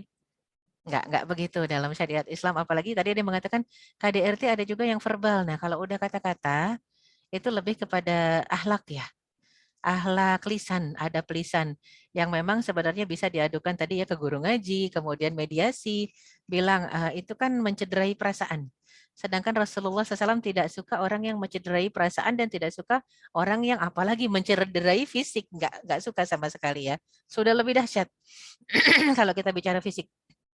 Jadi perasaan saja nggak boleh, apalagi kalau sudah fisik. Maka kalau untuk yang lebih ringan sebenarnya sih yang masalah perasaan. Kalau itu memang istrinya bisa tahammul, dan suaminya bisa tahammul, contoh Umar bin Khattab deh. Siapa yang nggak kenal dengan Umar bin Khattab? Seorang pejuang, kalau di luar tuh kayaknya wah galak gitu ya. Tapi galaknya Umar tuh bukan galak kasar, tidak. Dia hanya ingin menegakkan syariat. Cepat, sari'ul ghadab, sari'ul rujuk, itu ciri-ciri khas Umar. Cepat marah, menghunuskan pedang, tapi cepat masukin lagi. Kalau Rasul udah bilang, masukkan pedangmu, nurut. Nggak pakai tapi, nggak pakai itu Umar ya. Nah, Umar itu pernah suatu ketika ada sahabat yang mau datang ke rumahnya siang hari. Terkejut nggak jadi ketuk pintu karena dengar istri Umar lagi ngomel. Dia ngintip, yang diomelin siapa? Umar. Diam aja Umar. Nggak nyautin ya, diam aja sambil dengerin gitu, ngangguk-ngangguk. Kaget ya, sahabat ini kaget. Yang terkenal kan Umar galak di luar. Lah kok di rumah dengerin aja gitu, nggak nyautin. Akhirnya masalahnya dibawa ke Rasulullah. Jadi sahabat itu luar biasa ya, bukan masalah mereka suka ngadu, bukan. Tapi mereka ingin apa yang dikerjakan oleh sahabatnya itu sudah mendapatkan legalitas. Jadi diambil, masalahnya dibawa ke Rasul. Umar pun pas sorenya ketemu sama Rasul, ada sahabat tadi yang memang mengadukan masalahnya. Umar kok diam aja sih? Jadinya nggak sesuai dengan penampilan di luar rumah gitu ya. Di luar rumah kayak singa, di dalam rumah kayak kucing gitu ya ibarat kata. Nah, apa kata Umar kepada Rasulullah SAW? Aku paham ya, istriku itu wanita yang punya emosi, tapi intinya dia melahirkan anak-anakku, dia membesarkan anak-anakku dan mendidik anak-anakku. Kalau dia marah, yang waras ngalah kata Umar ya. Jadi kalau saya yang waras ya saya ngalah aja, dengerin aja ya. Dengerin aja apa sih keluh kesahnya sehingga aku bisa mengerti perasaannya. Udah gitu aja kata Umar. Bahkan Umar juga yang minta kepada para sahabiat, istri-istri, kalau kalian membenci kami di satu saat, ya kan, perempuan itu lebih cepat bencinya dibanding laki-laki. Makanya kata Imam Syafi'i, kalaulah kalimat talak diserahkan kepada perempuan, kepada istri pengucapannya, niscaya dia akan mentalak suaminya 70 kali sehari. Itu kata Imam Syafi'i ya. 70 kali alhamdulillah kalimat talak adanya di lisan laki-laki. Makanya kalau laki-laki yang dikit-dikit cerai itu bisa disebut kayak perempuan ya. Karena kan itu yang kayak gitu kan perempuan gitu. Ya, tapi makanya alhamdulillah di tangan mereka dan banyak yang sekalipun tidak pernah terucap. Kalimat itu sekalipun tidak pernah terucap sepanjang pernikahan gitu ya. Jadi ya itulah makanya kenapa ditaruh di lisannya laki-laki. Makanya kita bisa coba ambil kisah-kisah sejarah tadi. Gimana kalau masalahnya verbal, coba dudukkan bareng, ya dilatih bareng untuk tidak seperti itu. Tapi ada juga yang udah nggak kuat, asli nggak kuat, boleh dicoba untuk minta talak satu. Ya lebih damai mana? Serumah tapi isinya kata-kata kasar terus, atau akhirnya pisah, beneran pisah. Kan ada masa idah ya untuk bisa kita introspeksi diri 3 bulan bisa enak nggak? Kalau ternyata saya damai gitu ya, nggak dengerin lagi kata-kata kasar dia, kata-kata keji dia, ya sudah mungkin yang terbaik adalah cerai. Makanya kenapa untuk talak satu itu Rasul mudahkan biasanya. Dimudahkan untuk talak satu untuk pelajaran bagi kedua belah pihak. Tapi tidak untuk talak dua, karena sudah warning untuk ketiganya. Untuk talak satu biasanya dimudahkan oleh Rasulullah SAW, karena biasanya kalau udah sendiri-sendiri kita baru akan belajar. Oh, sendiri tuh nggak enak ya ternyata. Walaupun dia troublemaker, tapi ternyata ngangenin gitu kan ada yang bilang gitu ya. Troublemaker tapi bikin kangen gitu. Nah, itu ada juga. Tapi naudzubillah kita intinya ketika berbuat baik dalam rumah tangga bukan karena manusia, tapi karena Allah Subhanahu wa taala ya. Bisa diproses intinya kalau udah bicara fisik tiada ampun. Prosesnya bisa ke ustadz tapi dalam satu waktu yang sama ya tetap buat visum. Kemudian kalau ternyata pasangannya yang udah KDRT itu sama ada istri atau suami, ya itu ternyata mengatakan saya sudah taubat, ya visumnya pegang aja. Tapi kalau dia mengatakan tidak taubat ya ataupun dia ternyata mengulang itu, ingat kita udah punya visum yang pertama. Ya itu bisa dijadikan ancaman ya. Karena biasanya kalau kita nggak berlatih akan terus terjadi yang seperti itu berulang. Ada yang serem-serem KDRT-nya itu loh. Ada yang udah dipukulin, ditamparin, dibanting ke kamar mandi, tembok kamar mandi, terakhir dilelepin ke air, bayangin. Jadi itu Ukti ketika cerita udah kejadian, masih ada lebam-lebam di wajahnya. Saya nggak babi ibu tuh. Dia bilang seumur hidup pernikahan selama 8 tahun baru sekali dia begini suaminya. Saya bilang walaupun baru sekali, buat visum. Buat visum karena itu bisa mati ya. Buat visum saya bilang. Dan bawa ke kepolisian, langsung dibawa ke kepolisian. Itu mertuanya nangis, maafin, maafin. Saya bilang, mohon maaf kalau udah ada tujuan menghabisi nyawa tidak ada maaf. Ya sudah langsung dibawa ke kepolisian. Reaksi kepolisian apa? Maaf ibu, ini selesaikan saja secara kekeluargaan. Gregetan saya. Aduh, secara kekeluargaan karena percuma bu. Nanti kita tahan nih bu ya, cuma 5 bulan ancamannya. 3 bulan sampai 5 bulan. Dia keluar lagi bu, yang diincar nomor 1 ibu. Ini kata polisi. Yang diincar nomor 1 ibu, jadi ibu nggak akan aman. Biasanya kalau yang sudah dimasukin penjara bu, karena KDRT keluarnya lebih ganas. Apa nggak ketakutan itu Ahwat? Makanya saya bilang sudah, kalau gitu kalau memang polisi bilangnya gitu, urus cerai, saya bilang. Urus cerai dan tinggal jauh-jauh dari dia. Udah selesai finish. Karena datang-datang udah lebam, ya. Jadi mohon maaf deh kalau udah KDRT-nya fisik. Semoga sih kita nggak kebawa emosi, tapi begitu aturan syariat ya. Lebih bagus kita melindungi nyawa. Karena memang syariat itu ditegakkan untuk melindungi agama dan nyawa. Wallahu a'lam bishawab. Ya. Ya, Masya Allah, tabarakallah. Bagaimana Mbak Ananda? Apakah ada yang masih mau disampaikan? Alhamdulillah. Sudah. Jazakillah khair Ustazah. Wa iyaki. Alhamdulillah.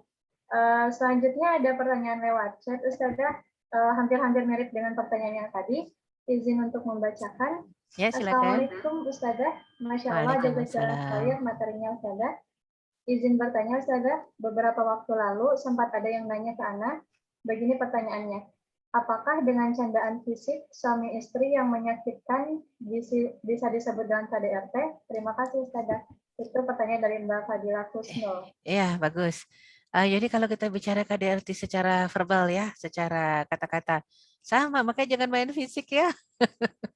Jangan main fisik tuh bukan cuma masalah pukulan ya.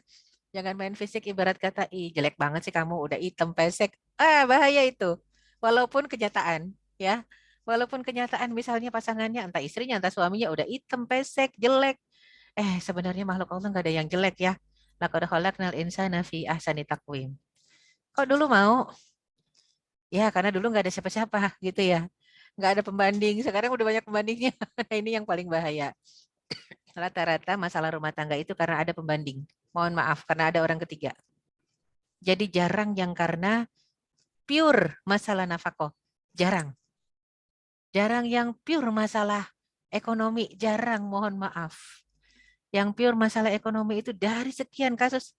Anggaplah untuk 1 bulan aja ya. 1 bulan kemarin itu Januari ada masuk 11 kasusan ya tentang perceraian. Itu yang pure masalah ekonomi cuma 1. Yang 10 kasus ekonomi hanya dijadikan alasan. Jadi masalah utamanya ada orang ketiga. Entah dari pihak laki-laki, entah dari orang perempuan, dari pihak perempuan. Sama, jadi saya dengerin dulu, dengerin dia ngomong terakhir, saya bilang mohon maaf ya. Ada orang ketiga enggak? Diam dia lama. Jujur, katanya mau cari solusi. Iya, baru tuh dia ngomong. Ada sih ustaznya, tapi saya nggak ngapa-ngapain. Kalau nggak ngapa-ngapain, dia nggak akan bilang itu orang ketiga. Ya, saya nggak ngapa-ngapain. Enggak, kita nggak pacaran ustazah. Jadi cuman apa? Cuman senang doang. Iya, cuma senang doang. Sama aja ya. Sekarang ada pembanding. Anda membandingkan suami Anda dengan orang ketiga tadi atau Anda membandingkan istri Anda dengan orang ketiga tadi. Jadi pasti ada orang ketiga ya.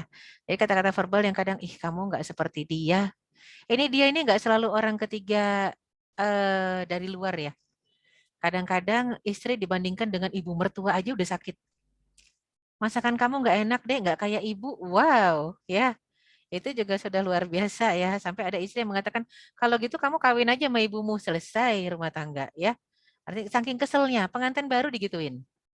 Masakanmu nggak enak gitu ya, nggak kayak ibuku. Waduh, si istri ngambek ya. Makanya sih emang penting buat istri untuk ikhlas dan penting buat suami juga jaga lisan. Sama, sebaliknya juga begitu. Ya, jangan, Mas kamu ini udah pergi kerja dari pagi sampai sore. Kok uangnya segini doang gitu ya. Syukuri aja dulu kalau udah dari pagi sampai sore kan berarti serius itu ya. Syukuri dulu. Semakin kita bersyukur la in syakartum la azidannakum. Cuman kan kadang-kadang kita nggak bersyukurnya itu nggak ini ya, nggak ada dan nggak kelihatan. Ya itu yang paling bahaya. Harusnya bersyukurnya tuh jelas. Oh terima kasih mas. Maaf ya dek. Nah jadi adabnya begitu. Suami minta maaf. Istri berterima kasih. Maaf dek, cuman ada segini sedikit. Ini kalau yang harian ya. Yang kalau rezekinya harian. Kan ada yang harian, ada yang gajian bulanan. Ya kalau yang rezekinya harian kayak tukang jualan, Grab mungkin, atau apa saja yang harian, kasihkan dalam kondisi minta maaf.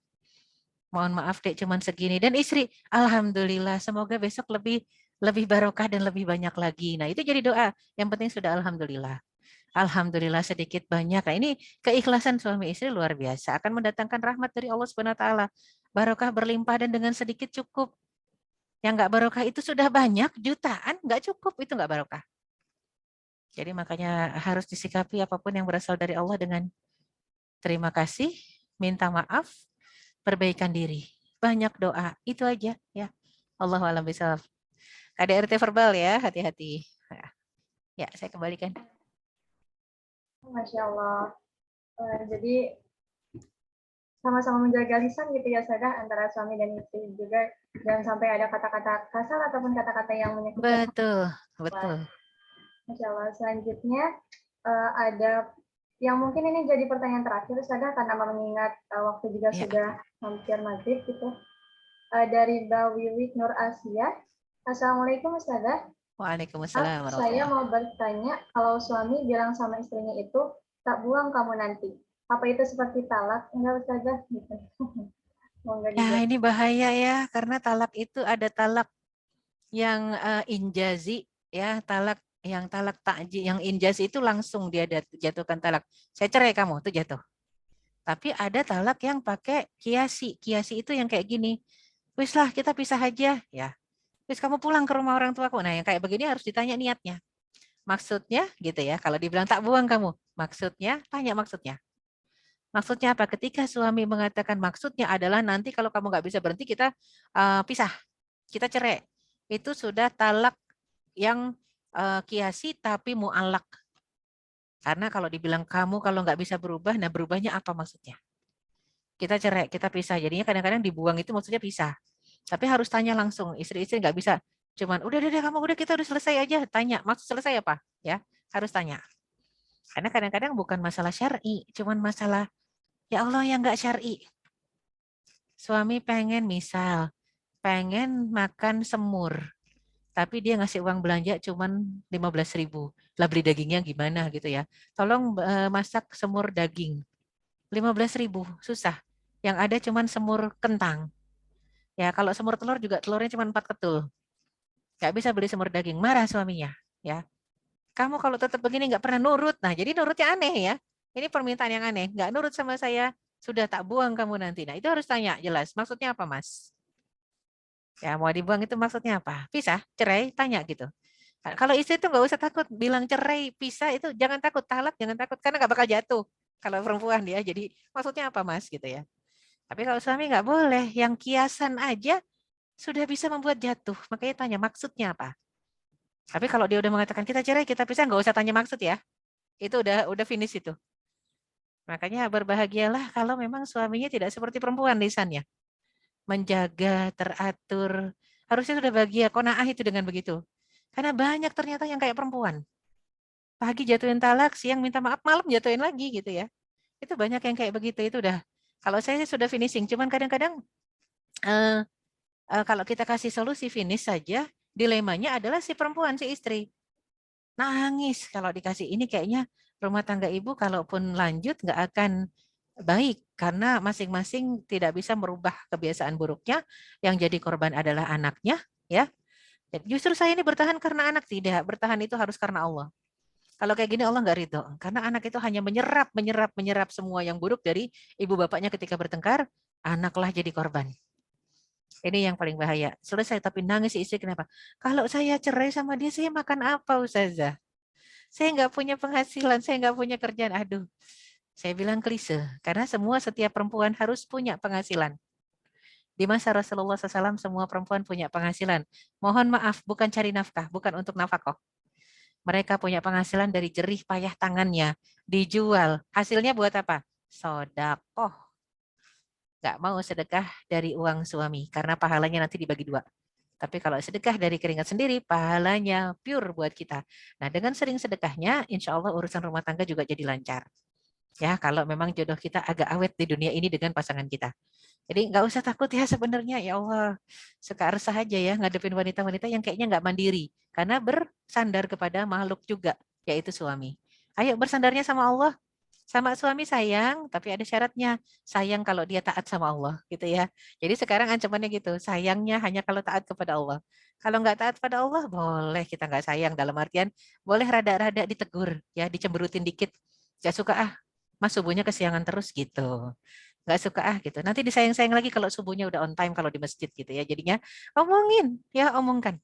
Itu harus perlu dibahasakan gitu. Kita pengennya mujahid, ya artinya yang berjuang di jalan Allah dan semangat ya, jangan melempem gitu. Jadi sampaikan itu biar suami semangat. Habis itu baru kasih minum teh, jangan kalah dengan iklan teh ya. Nah, teh dulu baru bicara gitu kan. Jadi ya sambil seperti itu insya Allah kalau komunikasi kita lancar dengan Allah, insya Allah komunikasi kita dengan siapapun, jangan cuma kata suami ya, dengan menantu, dengan mertua, insya Allah asal komunikasi kita lancar dengan Allah Subhanahu Wa Taala. Dengan yang lain-lain makhluk insya Allah lancar. Allahu a'lam bishawab ya. Mangga Mbak Hikmah.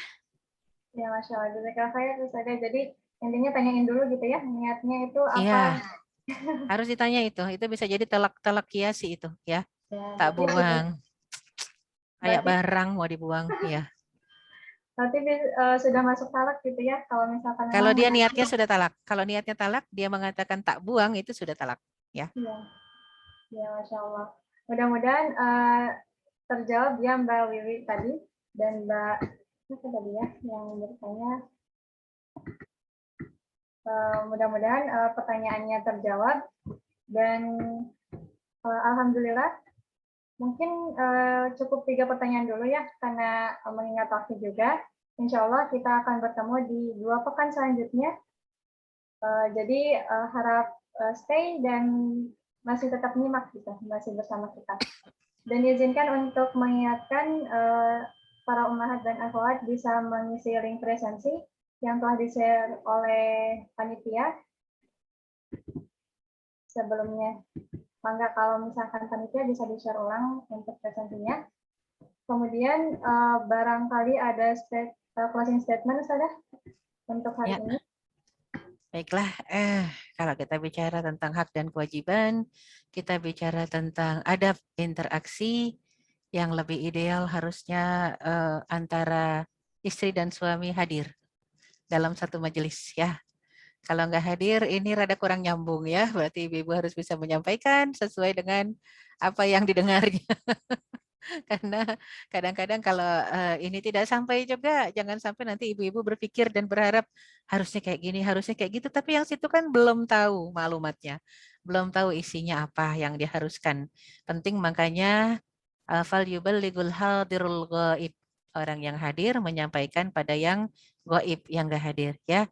Sampaikan aja, kata ustazah gini gini gini gini gini. Kata ustazah loh, bukan kata aku gitu ya. Jadinya kata jadi sampaikan aja. Nanti insya Allah semoga Allah bukakan pintu hidayah buat para suami ya, dan juga yang belum menikah ingat kalau mau nikah cari pasangannya harus yang karena Allah. Artinya yang cinta sama Allah, yang taat sama Allah dan Allah cinta sama dia. Berarti harus dipastikan jangan beli kucing dalam karung. Allahu a'lam bishawab. Mohon maaf lahir batin. Aku qouli hadza wa astaghfirullah li wa lakum. Alafa minkum wabillahi taufiq wal hidayah. Wassalamualaikum warahmatullahi wabarakatuh. Waalaikumsalam Waalaikumsalam warahmatullahi wabarakatuh. Alhamdulillahirrahmanirrahim. Syukran jazakallahu khairan Ustazah atas materi Baik. dan pembahasannya seru sekali hari ini mengenai adab interaksi suami dan istri. Sebelum ditutup, mungkin kita bisa ambil gambar dulu ya sebagai kenang-kenangan bersama Ustazah untuk hari ini. Yang bisa on cam boleh on cam terlebih dahulu, nyalakan kamera. Insya Allah tidak akan disebar kemana-mana, hanya sebagai pegangan atau simpanan saja. Maka yang bisa on cam boleh on cam. Sudah siap?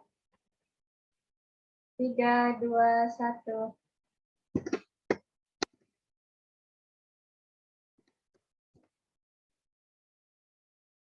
Baik, terima kasih atas kesediaannya. Alhamdulillahirrahmanirrahim, acara hari ini telah selesai, mulai dari pembukaan, kemudian materi yang disampaikan oleh Ustazah yang Masya Allah, mudah-mudahan bisa bermanfaat bagi kita dan bisa diamalkan di dalam kehidupan sehari-hari, serta menambah wawasan pengetahuan keilmuan mengenai adab interaksi mengenai dalam suami istri. Jazakumullahu khairan katsiran kepada para ummahat, kepada para akhwat dan ustazah yang telah menghadiri dan bersama-sama belajar di sore hari ini. Mudah-mudahan Allah ridha dan mudah-mudahan Allah senantiasa mudahkan kita untuk bisa menuntut ilmu di selanjutnya. Saya Hikmati Agustina sebagai moderator hari ini izin pamit. Mohon maaf atas segala kekurangannya. Wassalamualaikum warahmatullahi wabarakatuh. Waalaikumsalam warahmatullahi wabarakatuh. Pamit ya. Assalamualaikum warahmatullahi wabarakatuh. Waalaikumsalam warahmatullahi wabarakatuh.